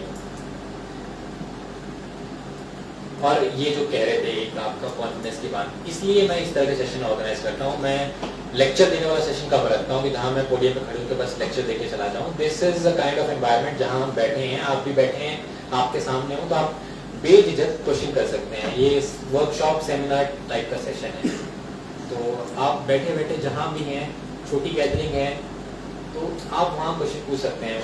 लगता है, डर लगता है कई बार जब आपका बड़ा ऑडिटोरियम में बैठे हों कि आपको चिल्ला के माइक लेके ऊपर जोर से बोलना पड़े, आपका स्पीकर काफी दूर है, पोडियम पे खड़ा हुआ है। ये गैदरिंग है, क्लोज गैदरिंग है, जहाँ आप आराम से क्वेश्चन पूछ सकते हैं। तो जो भी आपके सवाल हैं आप पूछ सकते हैं। और कोई पहले वहाँ से पूछ लेते हैं। जो शिक्षा आगे चल जाओ, आगे माइक। या अगर आपकी आवाज़ तेज है तो वहीं से बोल दीजिए। एक्चुअली सर जो ह्यूमैनिटीज के स्टूडेंट होते हैं ना, उनको सर सी सैट में प्रॉब्लम आती है, उसको कैसे स्टडी करते हैं सी सैट? Yes true. थोड़ा मतलब पिछले 2-3 सालों से अगर पैटर्न देखा जाए सी सेट का, तो आई एग्री थोड़ा डिफिकल्ट होता जा रहा है। तो पहले तो जैसे हम कहते थे कि सी सेट बस ऐसे ही बिना पढ़े चले जाओ हो जाएगा। फॉर इंजीनियरिंग सब्जेक्ट्स हम भी ऐसा मानते थे कि इंजीनियरिंग कर रखा है तो सी सेट ध्यान देने की आवश्यकता नहीं है। But I have seen my friends जिन्होंने इंजीनियरिंग किया है वो GS1 क्लियर कर रहे हैं, सी सेट में फेल हो रहे हैं। तो सी सेट में डेफिनेटली प्रिपरेशन की जरूरत है। अब तो प्रिपरेशन कैसे करनी है? आपके पास इसमें लॉजिकल इस तरह कंप्रीहेंशन वाले आते हैं। तो अब मैंने सच में बताऊं कि मैंने तो नहीं किया था। मैंने जब गया था तो मैंने पास्ट के पेपर्स उठाए थे सी सेट के 2-3 साल वाले, उनको सॉल्व किया था। उसमें जो फॉर्मूलाज थे, जो ट्रिक्स थे, वो मैंने नोट डाउन किए थे। उससे मतलब हालांकि जब मैंने भी CSE 2020 का एग्जाम लिखा था तो I was also afraid GS1 तो हो जाएगा, कहीं सी सेट में ना अटक जाऊँ। तो डिफिकल्ट आ रहा है। तो आई वुड सजेस्ट कि आप उसके शुरू से उसको थोड़ा अहमियत दें। प्रिपरेशन के लिए resources I am short because मैंने इंजीनियरिंग के टाइम राकेश अग्रवाल की कोई किताब आ रही है इस तरह से, हाँ कोई RS अग्रवाल, ये RS अग्रवाल की किताब आ रही थी। बट वो मेरी इंजीनियरिंग की टाइम की बातें हैं जब हम एप्टीट्यूड टेस्ट देने के लिए बैठते थे, तो उस टाइम मैंने वो पढ़ी थी। और एक प्रिपरेशन का इंडिया बिग साइट है, इंडिया बिग साइट्स है, उसमें इस तरह के क्वेश्चन आते हैं। ट्रेन कोलिजन, 7 मजदूर ये काम कर रहे हैं, कितने कर रहे हैं। तो अभी के हिसाब से आपको ध्यान देना पड़ेगा, थोड़ा अच्छा ध्यान देना पड़ेगा। अगर YouTube पे आई थिंक कोर्सेज भी ऑफर्ड हैं, फ्री वाले कोर्सेज ऑफर्ड हैं, जिसमें आपको सिंपली फॉर्मूलाज बताते हैं कि अगर इस टाइप की प्रॉब्लम है उसमें किस तरह के फॉर्मूला लगने हैं। तो वो आपको ध्यान देना पड़ेगा अगर आपको लग रहा है कि सी सेट में थोड़ा कमजोरी है। इंग्लिश कॉम्प्रिहेंशन तो आपका उसके लिए अलग से आई डोंट नो कि कौन सी किताब सही रहेगी। ज़्यादा भी उसमें इतना टाइम डिवोट नहीं करना ना, वो लॉजिकल जब आप पढ़ेंगे इंग्लिश अगर थोड़े बहुत तो हो जाएगा। एप्टीट्यूड क्वांट्स के लिए थोड़ा बहुत आपने प्रिपरेशन कर लिए, जो मैंने किताबें बताई, अगर वही अगर कोई और वो होता भी 30 उसका परसेंटेज है ना कुछ 33%। वो मैं इसमें बाद में आता हूँ कि जो एक ह्यूमन कराई है कि सी सेट कैसा होना चाहिए, इसको हटा देना चाहिए, वो अलग बात है। बट रिसोर्सेज पास्ट क्वेश्चन लगभग वही, उसके अलग जैसे परम्यूटेशन कॉम्पिटिशन होगा तो वो आपको पढ़ना, आपको वहाँ से पता चल जाएगा किस तरह के क्वेश्चन आ रहे हैं। रिलेटिव वाला है, फिलोसफी वाला जैसे ट्रेन वाला, स्टेशन वाला, या रिलेशन वाला एक क्वेश्चन काफी आता है कि फोटो देख के उसने ये बोला, ये पास्ट क्वेश्चन पेपर्स देखेंगे 5-6 साल के या 10 साल के सॉल्व करेंगे। हालांकि I wouldn't be too confident this time, क्योंकि जिस तरह से सी सेट का लेवल बढ़ता जा रहा है, तो जैसे मैंने तो यही किया था कि पास्ट पेपर्स उठाया, उनको सॉल्व किया, उससे पता चल गया कि इस टाइप के क्वेश्चन आते हैं, हो गया। अभी थोड़ा उसके लिए आपको एक्टिव प्रिपरेशन की जरूरत है इसकी। तो इस तरह के question, But since UPSC is unpredictable, you never know, they might go back to old. But आपको करना तो पड़ेगा, आपकी प्रिपरेशन होनी चाहिए इसमें कुछ होगा। वो मेरा पर्सनल ओपिनियन है। अगर आप इसको मानना चाहें कि सी सेट होना चाहिए, नहीं होना चाहिए, सी सेट में जिस टाइप के क्वेश्चन पूछे जाते हैं वो लॉजिकल कॉम्प्रिहेंशन टाइप के होते हैं। आपके क्वांट में आपका एप्टीट्यूड किस तरह से है, उस टाइप के क्वेश्चन पूछे जाते हैं। तो ठीक है, पहले GS1 और ये सी सेट दोनों की कंबाइंड मेरिट लिस्ट बनती थी। ठीक है, उसमें रहता था कि ह्यूमैनिटीज वाले डिसएडवांटेज पे हैं, तो उसको हटा के सिर्फ 33% बेसिक आपने लाने हैं। उतना तो I think is justified in my opinion कि 33% इतना तो होना चाहिए। अगर if you want to become a civil servant तो उतना एप्टीट्यूड, उतनी लॉजिकल रीजनिंग कॉम्प्रिहेंशन होनी चाहिए कि 33% आप ले आए। तो वो मेरा पर्सनल ओपिनियन है। इसमें ये कोई इस तरीके से ये बात भी नहीं है कि इंजीनियरिंग स्टूडेंट्स को इसमें बेनिफिट मिल रहा है। आपके वही इंजीनियरिंग स्टूडेंट्स आपके साथ ह्यूमैनिटीज़ के सब्जेक्ट ले रहे हैं, जीएस में तो सारा ह्यूमैनिटीज़ ही है, उसमें कहाँ से इंजीनियरिंग खा रहा है। तो बेसिक 33% तो is justified in my opinion, इतना होना चाहिए। और उसमें वैसे भी जैसे मैंने भी इंजीनियरिंग की है, पर जब मैंने ये स्टेट सिविल सर्विस का एग्जाम दिया था तो मैं आपको बताता हूँ सर, मैं मैथ्स के क्वेश्चन मैं भी नहीं करता हूँ। लॉजिकल रीजनिंग जो है वो तो इंजीनियरिंग में तो कोई नहीं कर सकता, एप्टीट्यूड जो बेसिक लॉजिकल और रीजनिंग के क्वेश्चन है, तो मैथ्स के मैं भी छोड़ दिया करता था, इसलिए शायद ज़्यादा टाइम लगे। तो इसलिए कहने का मतलब ये है कि होलिस्टिकली देखना पड़ेगा ना, आपको सारा कुछ कवर, इंग्लिश भी आता है उसमें, वो सब कुछ देखना पड़ेगा। हाँ जी सर, आपका क्वेश्चन। सर मेरा क्वेश्चन इंटरव्यू से रिलेटेड है। जब हम इंटरव्यू में जाते हैं तो वहाँ पर कितने % क्वेश्चन पर्सनैलिटी से रिलेटेड रहते हैं और कितने % नॉलेज जो आपके फैक्ट्स से रिलेटेड रहते हैं? पर्सनैलिटी टेस्ट जो आपका इंटरव्यू होता है दैट इज सब्जेक्टिव, कोई फिक्स उसमें यही रहता है कि आपकी पर्सनैलिटी से इस तरह के क्वेश्चन आएंगे, आपके फैक्ट से आएंगे, जनरल नॉलेज से आएंगे, कोई उसमें कुछ कह नहीं सकता। डिफरेंट मैंने जो अपना इंटरव्यू दिया तो I would say mostly based on my डैफ, factual information में काफ़ी पूछी गई थी। डैफ एक होता है डिटेल्ड एप्लीकेशन फॉर्म, जब इंटरव्यू से पहले आपसे एक फॉर्म भरवाया जाता है जिसमें आपकी सारी बायोडाटा, कहाँ से आपने ग्रेजुएशन करी है, position of responsibility, extra curricular activities, इस तरह की इन्फॉर्मेशन में सारी हम खुद भरते हैं। आपकी हॉबीज़ क्या हैं वो सब हम खुद भर के उनको देते हैं, तो जो इंटरव्यूअर है उनके पास सारा बायोडाटा रहता है। तो हम भी जब जाते हैं तो हम भी ये सब चीज़ें हमें पता होता है कि इंटरव्यू के पास ये सारी इन्फॉर्मेशन है, उस चीज़ों को पहले ही हम कवर करके जाते हैं कि I am from Himachal, I need to know about the Himachal geography, general knowledge, condition, इस तरह से। मैं बिलासपुर से हूँ तो मेरे को बिलासपुर के बारे में इस तरह की ये बेसिक प्रिपरेशन तो हर किसी को करनी चाहिए। मतलब जो आपके डैफ में वर्ड मेंशन है ना, उन सब वर्ड्स को आपने प्रिपेयर करना है। तो मोस्टली कई बार क्वेश्चन वहीं से आते हैं, बट वहाँ से कहाँ चले जाएँ उसमें यू कांट बी श्योर। कहते हैं कि yes you can control the pace of your interview, कि आप जिस तरह से आंसर देते हैं ना उसी से नेक्स्ट क्वेश्चन कैसा बनता है। तो आप आंसर उस तरीके से दें कि आपका नेक्स्ट क्वेश्चन उस तरफ जाए जहाँ पे आप कॉन्फिडेंट हो। फॉर एग्जांपल जैसे मुझसे पूछा गया था मैकेनिकल इंजीनियर बैकग्राउंड का, तो मैकेट्रॉनिक्स के ऊपर कुछ पूछा गया था। तो while giving answer I give example of my final year project. यार मैकेट्रॉनिक्स में I did my project in final year this thing. I was sure कि जो मैंने फाइनल ईयर प्रोजेक्ट का जिक्र किया है उसके ऊपर नेक्स्ट क्वेश्चन आएगा। तो मैं पता था कि मैंने प्रिपेयर कर रखा था, यार ये फाइनल ईयर प्रोजेक्ट मेरा प्रोजेक्ट है। उन्होंने पूछा, आई एक्सप्लेन्ड वेरी गुड। तो इस तरह से जो आप आंसर देंगे उसी से नेक्स्ट क्वेश्चन बनता है। तो depends how you give answers, but that is quite trick to master. वहाँ पे आप इतना प्रेशर होता है कि आप माइंड में ये भी सोच रहे हैं अच्छा मैं ये आंसर दे रहा हूँ, इतनी गलती से ये वर्ड ना निकल जाए, वो बहुत मुश्किल होता है। बट कुछ चीज़ों में जब आपको पता होता है कि अच्छा इसमें मैं अपना ये लूज थ्रेड दे देता हूँ, धागा दे देता हूँ, अगर ये पकड़ेंगे तो मेरा इंटरव्यू उसी तरफ बढ़ेगा। But you can't be sure about personality. Most subjective thing in UPSC preparation or civil service examination is personality test, whatever you call it, interview जिसको कहते हैं। आपके सामने जो 5 मेंबर्स के बोर्ड बैठा है उसके कई बार पर्सनल इंटरेस्ट होता है। आपने कुछ लिखा है, किसी ने उस पर कुछ काम कर रखा है, ये भी इंटरेस्टेड इन दैट थिंग, उसको बाकी सब चीज़ें आपने हाईलाइट करके उससे मतलब नहीं है। तो वो आपके इंटरव्यूअर के सब्जेक्टिव बैकग्राउंड पर डिपेंड करेगा।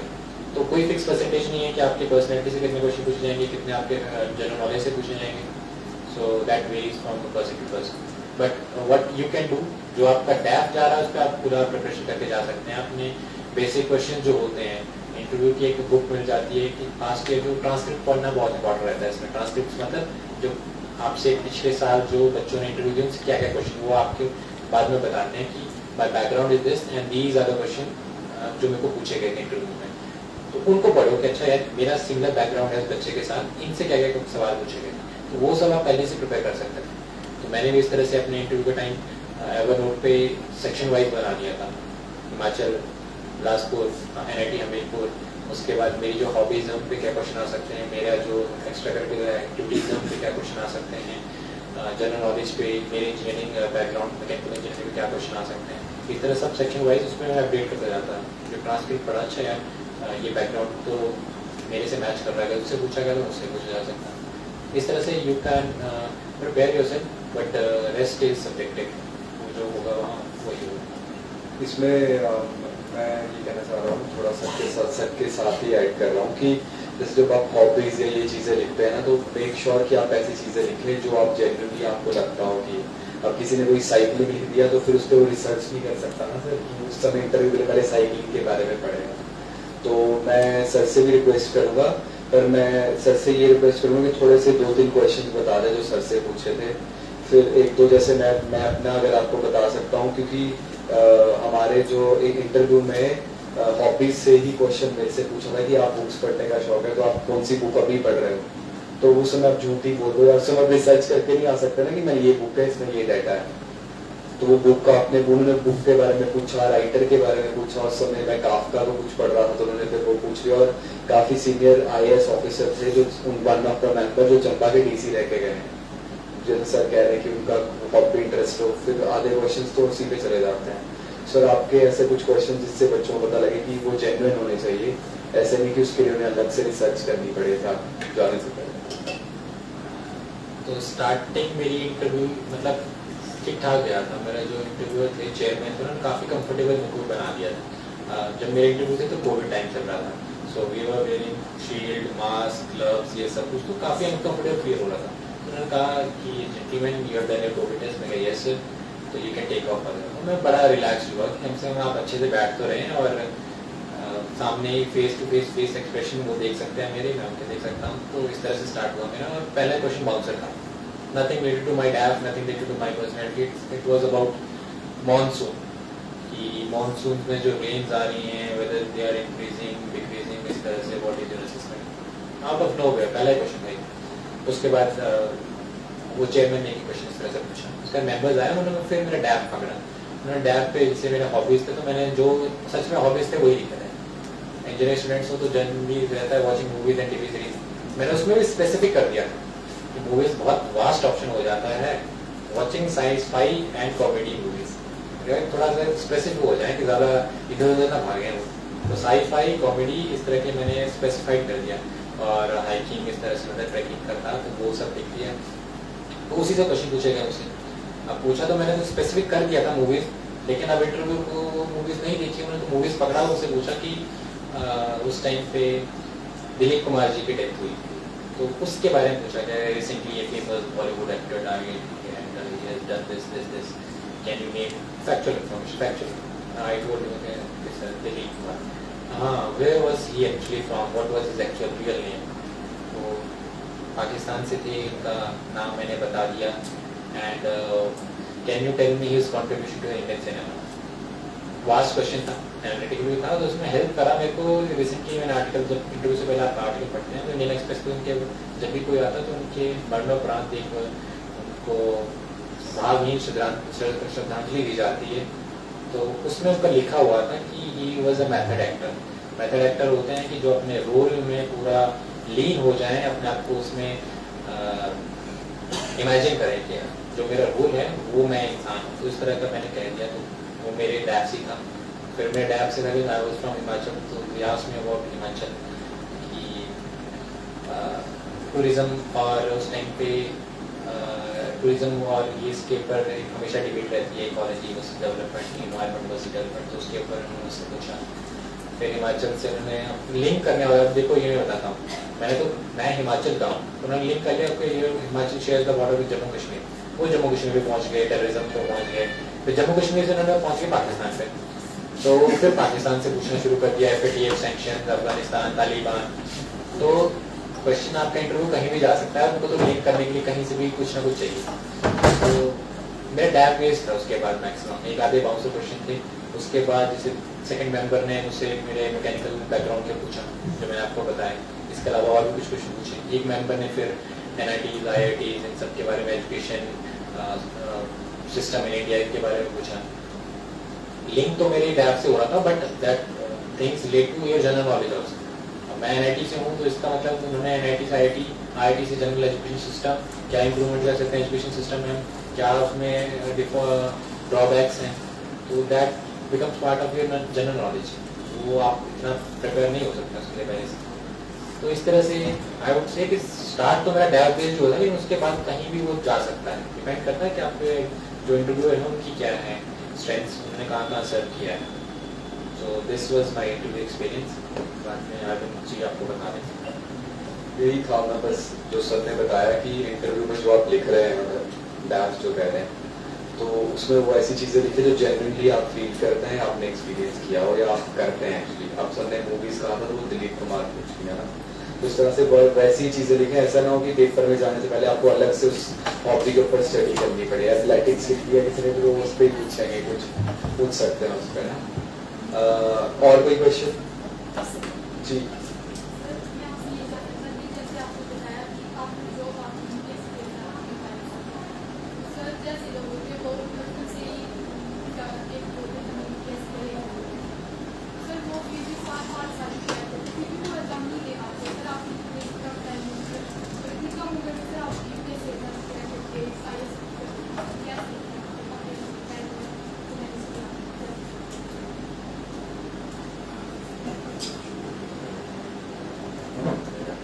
इनका क्वेश्चन ये था कि काफी लोग जो है वो यूपीएससी के एग्जाम की तैयारी करते हैं, बैठे वो बचपन से सोच के चले होते हैं कि हम यूपीएससी आईएएस ओएएस करेंगे, और काफी ऐसे जिनका क्लियर नहीं होता। जैसे सर ने पहले फेलियर मैनेजमेंट और ये सब वाला भी हमारा डिस्कशन हुआ था, पर सर ने काफी लेट सोचा, आफ्टर जॉब सर ने किया, और उसके बाद 1-2 साल में सर ने जो यूपीएससी क्वालिफाई किया, तो उसके पीछे सर का क्या मोटिवेशन रहा या सर ने किस तरह से ये किया।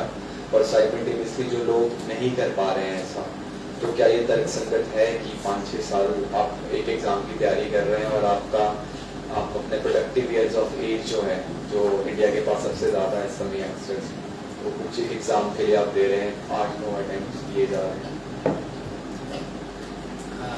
देखिए, हार्ड वर्क तो रिक्वायर्ड ही होता है इस एग्ज़ाम के लिए, and I consider myself as lucky कि फर्स्ट अटेम्प्ट मेरा हो गया।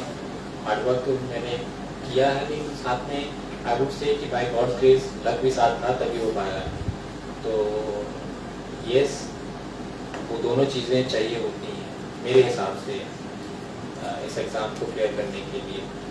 कि प्री बहुत डाइसी होता है, एचएस का भी और यूपीएससी का भी, जिसमें यू कांट बी श्योर कि आपने इतना पढ़ लिया प्री क्लियर कर पाएंगे या नहीं। मेंस में हालांकि you can be sure, mains में आपका डेफिनेट सिलेबस रहता है, आपकी कैपेबिलिटी आपके आंसर राइटिंग पर डिपेंड करता है। तो मेंस पे आप श्योर हो सकते हैं कि ठीक है यार, मैं तो मेंस में तो कर लूँगा, ये तो मेरे बस की बात है। बट थोड़ा बहुत प्री में आपका मैं कहूँगा कि कई बार सिचुएशन ऐसी होती हैं, you have prepared well but luck साथ नहीं देता है।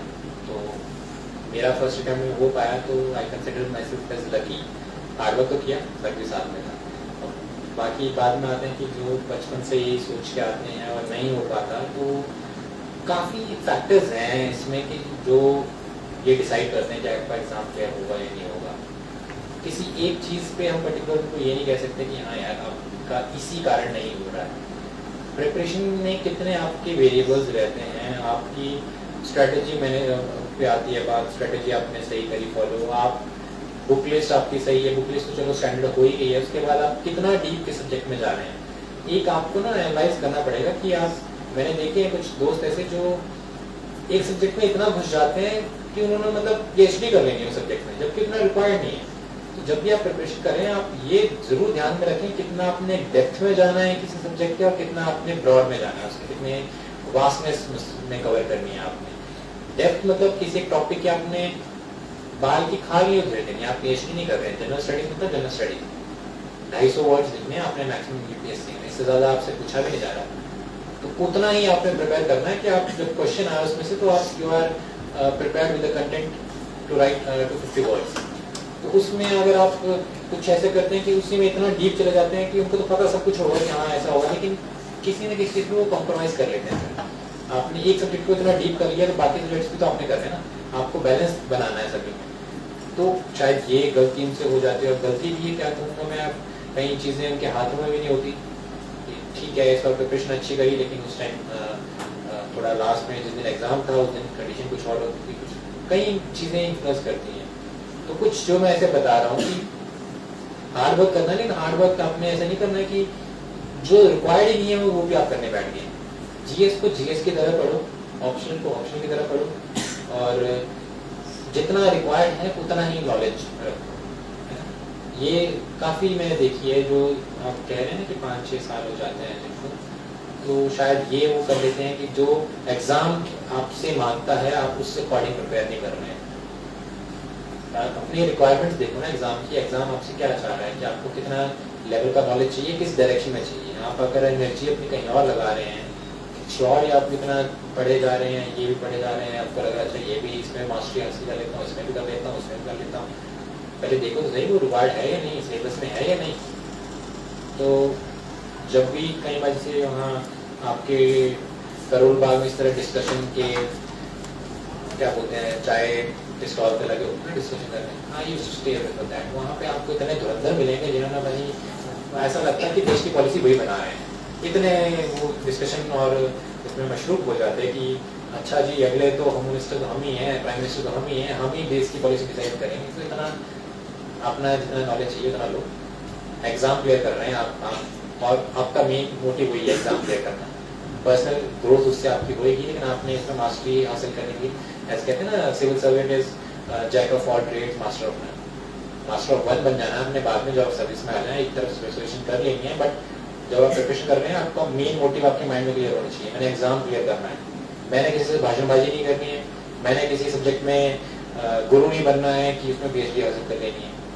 और सेकंड जैसे ये सवाल पूछ रहे थे कि काफ़ी समय लोग productive years of their youth वो इसमें चले जाते हैं एग्जाम ईयर्स टू, मतलब काफ़ी इस पे चर्चा भी हो रही है, अभी डिस्कशन में भी है पार्लियामेंट में, लाइक कमेटी की रिपोर्ट आई है कि UPSC का जो एग्जाम साइकिल है उसको शॉर्ट कर लेना चाहिए। हमारा 1 साल का एग्जाम साइकिल होता है, प्री आप लिखते हो मई में, सितंबर में मेन लिखते हो, मार्च में आप इंटरव्यू देते हो, अगले मई में वो अप्रैल मई में रिजल्ट आता है। तो 1 साल तो आपको पूरा साइकिल नहीं चला जाता है, 1 साल प्रिपरेशन में चला जाता है।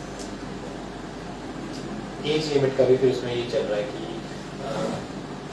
नहीं लोग मतलब 30-32 साल तक एग्जाम की प्रिपरेशन है। अब ये इंडिविजुअल रहेगा, कुछ लोगों का है नहीं मैंने बनना ही यही है, बनना ही यही है, चाहे जो मर्जी हो जाए।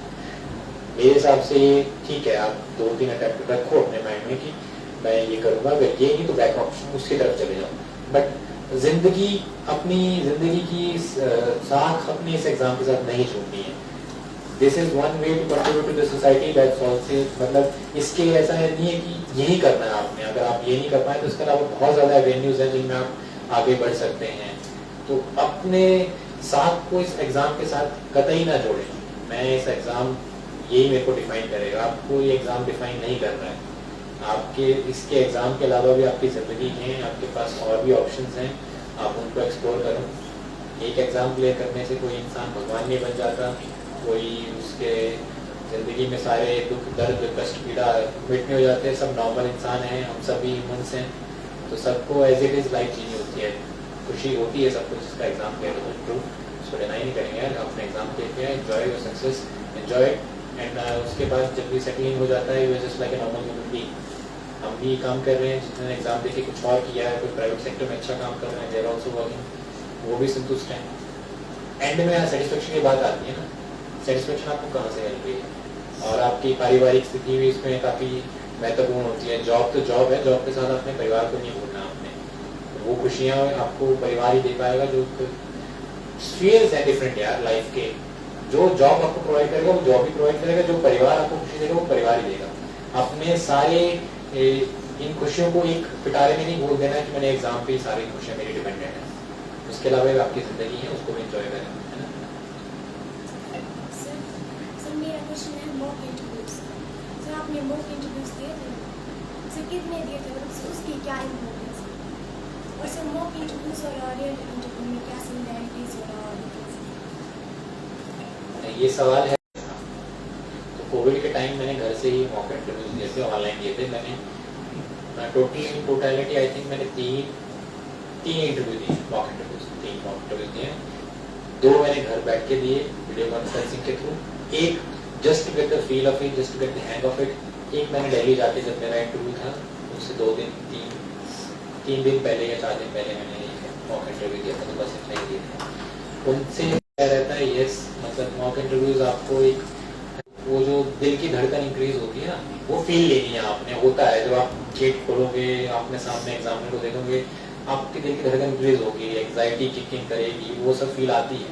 तो just to get the hang of it, वो आपको मॉक इंटरव्यूज बस वो आपको फीलिंग के लिए प्रिपेयर करते हैं आपको कि आपको इस तरह का नर्वसनेस फील होगी विच इज़ नॉर्मल। इसमें कोई बुराई नहीं है, कोई आप डिफरेंट नहीं हो, सबको फील होता है वो, चाहे वो जितने वाली मॉक दे रहे हैं, जब वो एग्जाम में रियल इंटरव्यू में जाएंगे तब भी आपको फील होगा। लेकिन अगर आपने मॉक दिया है तो पता है कि आपने बस झेलना कैसे है उसको। और बाकी थोड़ा बहुत वो रिव्यूज देंगे, फीडबैक देंगे, take it with pinch of salt, ठीक है। आपकी पर्सनैलिटी 2-3 इंटरव्यू से चेंज नहीं होने वाली, जैसे आप हैं थोड़ा बहुत उसमें थोड़ा बहुत इम्प्रूव कर सकते हैं, थोड़ा बहुत एनालाइज कर सकते हैं आप, अच्छा मैं इस तरह से आंसर देना है तो इस तरह से आंसर दूँ कि बैलेंस हो, थोड़ा बहुत ऐसा है कि ब्लंट आंसर हो जाए। या फिर आपने इंटरव्यू थोड़ा बहुत आपको बेसिक पर्सनैलिटी टिप्स देंगे कि आपने ग्रीट करना है, कैसे करना है, आपके हैंड मूवमेंट्स थोड़ा बहुत। लेकिन जो आपकी पर्सनैलिटी 15-20-21 सालों में बनी है वो 2-3 हफ्तों में चेंज होने वाली है, उसको भी ध्यान में रखें। जो आप हैं बस उसको थोड़ा बहुत इम्प्रूव करें, जो आपकी इसमें पॉजिटिव पॉइंट्स आएंगे उनको इम्प्रूव करें, जो नेगेटिव है उसको थोड़ा डिक्रीज करने की कोशिश करें। तो यही आपके मॉक इंटरव्यू है। और रियल इंटरव्यू डिफरेंट होता है ऑल टुगेदर मॉक इंटरव्यू से। रियल इंटरव्यू अब इन जनरल सारे इंटरव्यू डिफरेंट होते हैं, मैंने वही कहा सब्जेक्टिव होता है इंटरव्यू, आपके एग्जामिनर पर डिपेंड करेगा वो क्या सवाल पूछेगा आपसे, किस तहत तक वो जाएगा। मॉक इंटरव्यू का ये रहता है कि उनको तो बस आपको बताना है कि हमने आपका मॉक इंटरव्यू लिया, तो वो जबरदस्ती आपको कहेंगे, इस तरह के सवाल पूछेंगे और उसको फीडबैक देंगे आपको। रियल इंटरव्यू में उनके ऊपर प्रेशर नहीं है कि आपको वो कुछ करें, उन्होंने अपने सहूलियत से आपसे सवाल पूछने हैं जो उनको लग रहा है कि पूछने चाहिए। कई बार मेरे को लगता है मॉक इंटरव्यू की आजकल वो यूट्यूब पे वीडियोस का चलन है, तो उस हिसाब से वो प्रोवोकेटिव क्वेश्चन पूछते हैं जो कि रियल इंटरव्यू में नहीं पूछे जाते मेरे हिसाब से। तो वो उस तरह के व्यूज के लिए क्वेश्चन पूछ लेते हैं, तो जो कि रियल इंटरव्यू में नहीं पड़ेंगे। रियल इंटरव्यू में कहीं कैमरा नहीं होता, वापस की अगर आपको हाँ एक इंटरव्यू देखना है तो यूपीएससी ने एक इंटरव्यू रिलीज किया है, बैक इन 70s जो हमारे टॉपर थे उनका इंटरव्यू है। रियल यूपीएससी इंटरव्यू सिर्फ एक बार रिलीज किया है, 71 बैच के टॉपर थे उनका है। अगर आप वो इंटरव्यू देखेंगे that is a class apart, मतलब जो उस टाइम के सिविल सर्वेंट उनका नॉलेज, वो एग्जामिनर का एप्टीट्यूड, डिमीनर था अलग लेवल का है, मतलब उसको तो आज की दुनिया से हम कंपेयर नहीं कर पाएंगे। बट अगर आपको देखना है तो आप नेट पे मिल जाएगा, यूपीएससी में मिल जाएगा, वेबसाइट पे कहीं पर कहीं मिल जाएगा। रियल इंटरव्यू एक ही है जो यूपीएससी ने रिलीज किया है, तो आप देख सकते हैं।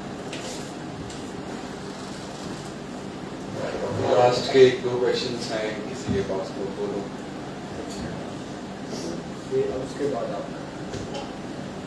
Good afternoon sir.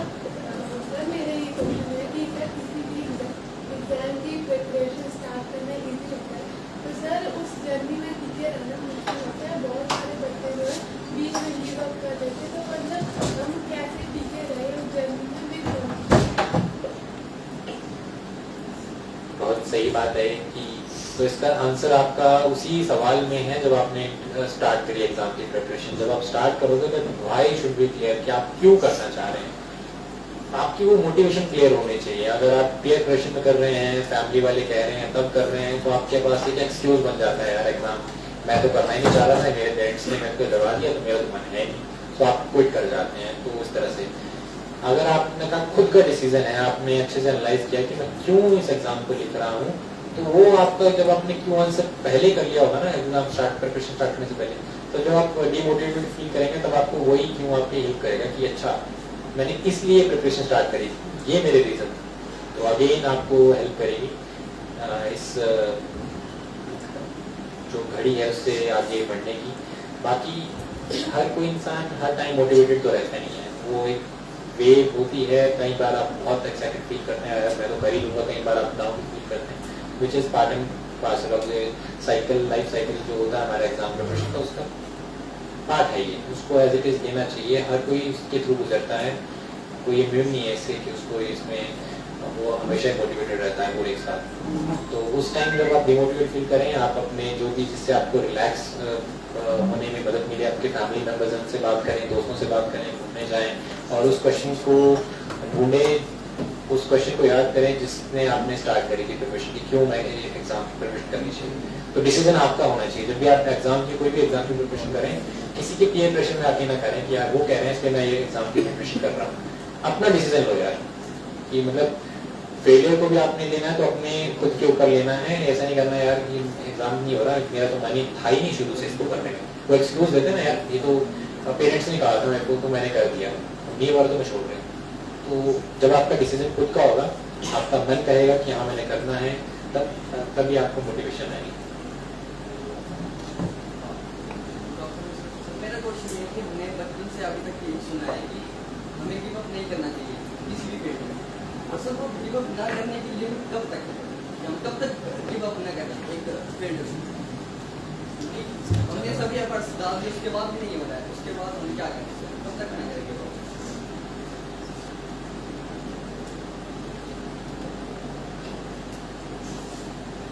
आपने कहा तो बड़ा सही कि गिव अप नहीं करना चाहिए, बट कहीं तो आपको लिमिट फिक्स करनी पड़ेगी, वो इंडिविजुअल पे डिपेंड करेगी कि आप कहाँ फिक्स करोगे। जैसे हम वही डिस्कस कर रहे थे ना कि आपने 7-8 साल लगा दिए, तो आप जिंदगी से गिव अप थोड़ी कर रहे हैं यार। एक एग्जाम है, उसको एग्जाम की तरह लो ना यार, ठीक है नहीं हो पाया, वो एग्जाम ही डिजर्व करता है आपको, है। ये बात ये है, मेरी सर्विसेज कहीं और अच्छी जहाँ मैं दे पाऊंगा वो है। प्लस आपने खुद को डिसाइड करना है यार कि ठीक है इतने मैं अटेम्प्ट दूंगा, इतना मैं इसमें प्रयत्न करूंगा, अपना पूरा बेस्ट दूंगा, आपकी तरफ से कमी नहीं होनी चाहिए। बाकी चीजें आपके हाथ में नहीं है, destiny is not in your hands. आप कोशिश पूरी कर सकते हैं कि हाँ यार मैंने पूरी कोशिश करी, आपके अंदर ये संतुष्टि होनी चाहिए कि जितना भी मैंने प्रयत्न किया है, मैंने पूरे दिल पूरा मन लगा के पूरा न्यौछावर करके मैंने प्रयत्न किया है। तो जब तक आप जब आपको ये रियलाइज हो जाएगा, जब आप सेटिस्फाइड हो जाएंगे नहीं यार मैंने अपना पूरा बेस्ट दिया था, नहीं हो पाया तो मैं इसके अब मैं दूसरा ऑप्शन चूज करता हूँ। बाकी इसमें आई थिंक जी ऐड कर पाएंगे थोड़ा।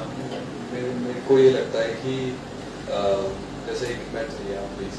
जैसे आप सभी कह रहे हैं ना, हम सब सोचते हैं, क्योंकि मैंने भी यूपीएससी का एग्जाम दिया था, सब जानते हैं, तो मैंने ये नोटिस किया finally at the end of the day आपको हर चीज को जो है वो बैलेंस करना होता है। मतलब एक जगह आप अपनी एस्पिरेशन रखो यूपीएससी के किसी भी जगह, और दूसरी जगह अपनी पर्सनल लाइफ, अपना इकोनॉमिक बैकग्राउंड, अपनी सोसाइटल जरूरतें, जो आपकी जिम्मेवारी हैं वो सब रखने, उसके बाद आप खुद डिसाइड कर सकते हैं। ये तो तरह संगत नहीं है ना कि आप 36 साल में यूपीएससी के एग्जाम की तैयारी के लिए आप 40 साल के हो गए, मान लीजिए आप तब भी उसी एग्जाम की तैयारी करें, तो 20 साल का टाइम तो आपने ऐसे ही खत्म कर दिया इसमें। तो ये काफी सब्जेक्टिव है, ये भी सबका अपना है। कोई लोग जो है उनका लिए भी बढ़िया है, वो भी मुझे लगता है कि वो भी काफी महान लोग हैं जो इतने सालों तक किसी एक एग्जाम की तैयारी करते और निकालते भी हैं, तो सबका अपना है। अब लास्ट क्वेश्चन आपका। हाँ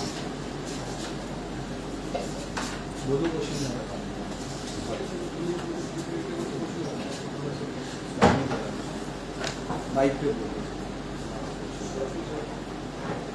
तो जैसे प्रीलिम्स में कुछ अनप्रेडिक्टेबल से क्वेश्चन होते हैं 15 से 20, सब उसका कोई आइडिया नहीं रहता, सर उसको कैसे टैकल करना है कि वही क्वेश्चन डिसाइड करते हैं कि हमारी कट ऑफ क्लियर होगी या नहीं होगी? ठीक, पहली बात तो ये है कि वो क्वेश्चन नहीं डिसाइड करना है कट ऑफ क्लियर होगी या नहीं होगी। हर प्री में आपका हमेशा ऐसा रहता है कि 15 से 20% ऐसे क्वेश्चन होंगे जो अनप्रेडिक्टेबल होंगे, जिसका किसी ने पढ़ा नहीं होगा। अगर आपके लिए वो डिफिकल्ट है तो जितनी 90% 95% जनता सबके लिए डिफिकल्ट है वो। आप ये भी ध्यान में रखें कि अगर आपने नहीं पढ़ा, क्योंकि सबके पास सिलेबस सेम है, सबने वही किया, कुछ होगा जिन्होंने बाई चांस उन्होंने वो देख लिया होंगे, तो वही कह रहा हूँ मैं 95% जनता को वो क्वेश्चन डिफिकल्ट लगेंगे, उनके लिए भी आउट ऑफ द रीच है वो भी, तो वो डिसाइड नहीं करते हैं कट ऑफ। डिसाइड आपके कट ऑफ करते हैं आपके जो मेन स्ट्रीम जो आपके सिलेबस के क्वेश्चन होते हैं, वहाँ जब आप गलती करते हैं वो आपका डिसाइड करते हैं कि आप प्री क्लियर हो रहा है नहीं हो रहा। मेरा हमेशा से ये मानना रहा है, मैंने जब अपना प्रिपरेशन को फोकस किया था तो मैंने जैसे था पॉलिटी इकोनॉमी ये मेन स्ट्रीम सब्जेक्ट्स हैं, इनके क्वेश्चन आपके गलत होने नहीं चाहिए। एक मान लिया गलती से एक हो गया आपका, क्योंकि ये ऐसे सब्जेक्ट्स हैं जिस पे सबने फोकस किया है, आपने भी प्रिपरेशन करी है, 95, 98%, 100% लोग उस पर प्रिपेयर्ड होंगे। जब आप उन क्वेश्चन में गलती करते हैं तो यू आर, अगर आप एनालाइज करेंगे आप गलत हो रहे हैं, आपके आगे सारी 98% जनता आगे निकल जाएगी उन क्वेश्चन के कारण जो मेन स्ट्रीम क्वेश्चन है। दूसरा क्वेश्चन उठाएं आप जो डिफिकल्ट वाला क्वेश्चन, किसी ने नहीं पढ़ा, 95% जनता ने वो पढ़ा ही नहीं क्वेश्चन, उसमें 90% लोग गलत करेंगे। आप परसेंटाइल वाइज देख रहे हैं ना अपने आप, आपका तो कंपटीशन है, आप कहीं पीछे गए, बहुत कम पीछे गए आप, तो आप एनालाइज करो कि आपका फ्यूचर कौन डिसाइड कर रहा है, ये जो डिफिकल्ट वाला क्वेश्चन है ये डिसाइड कर रहा है, या फिर जो इजी क्वेश्चन है मेन स्ट्रीम सब्जेक्ट से जो क्वेश्चन है वो आपने गलत किया वो डिसाइड कर रहा है। तो मेरे हिसाब से जो हमेशा ही इस तरह के क्वेश्चन आएंगे उस पर हमें अपना एडिशनल इतनी ज्यादा एनर्जी व्यर्थ नहीं करनी चाहिए। आपको फोकस 80% जो आपका सिलेबस है, जो आपका मेन स्ट्रीम है, उस पर करनी चाहिए आपकी मैक्सिमम एनर्जी। 80% को 80% टाइम दो, 20% को 20% टाइम दो, उस पर अननेसेसरी आपको नई किताब पढ़ के एकदम शुरू से अच्छा यार इस प्री में ये क्वेश्चन आया तो अब मैं अगले साल ये किताब भी पढ़ लूंगा, नहीं करने की जरूरत है। थोड़ा बहुत करो, थोड़ा बहुत उसमें एनर्जी लगती है, थोड़ा करो, लेकिन उसको उसी इस माइंडसेट से करो उस क्वेश्चन को एनालाइज कि यार ये क्वेश्चन आएगा तो ये सबके लिए डिफिकल्ट होएगा, लेकिन जो ये मेन स्ट्रीम से क्वेश्चन आएगा ये सबने पढ़ रखा होगा। अगर मैं यहाँ गलती कर रहा हूँ तो मैं ऑटोमेटिकली सबसे पीछे हो जा रहा हूँ जो उसको सही कर रहा है, तो उस पर फोकस करें। पूछना है आपने? लास्ट क्वेश्चन है।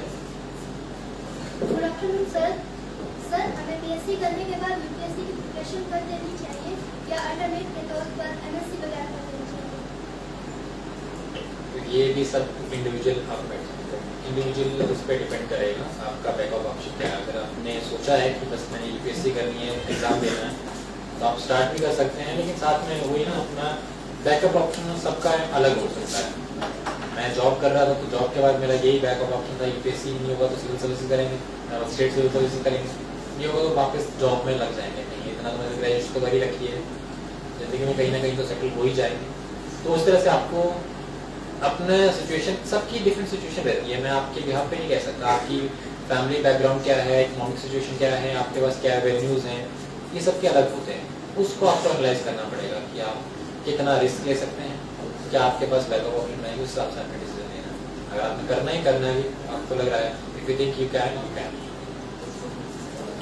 तो एक बार हाँ सर के लिए क्लैपिंग कर दो।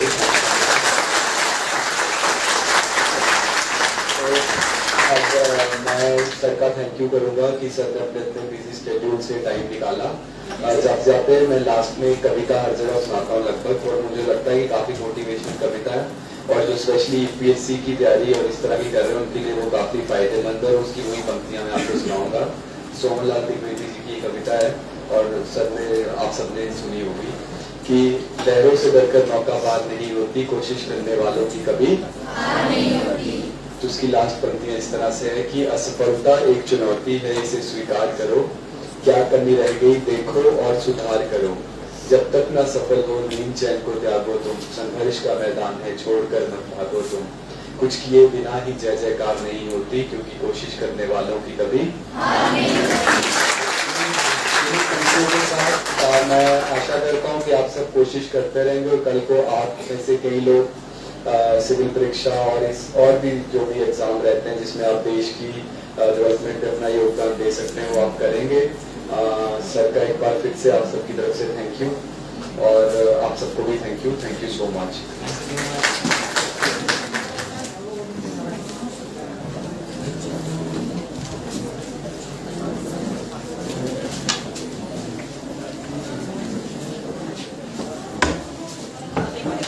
सब जो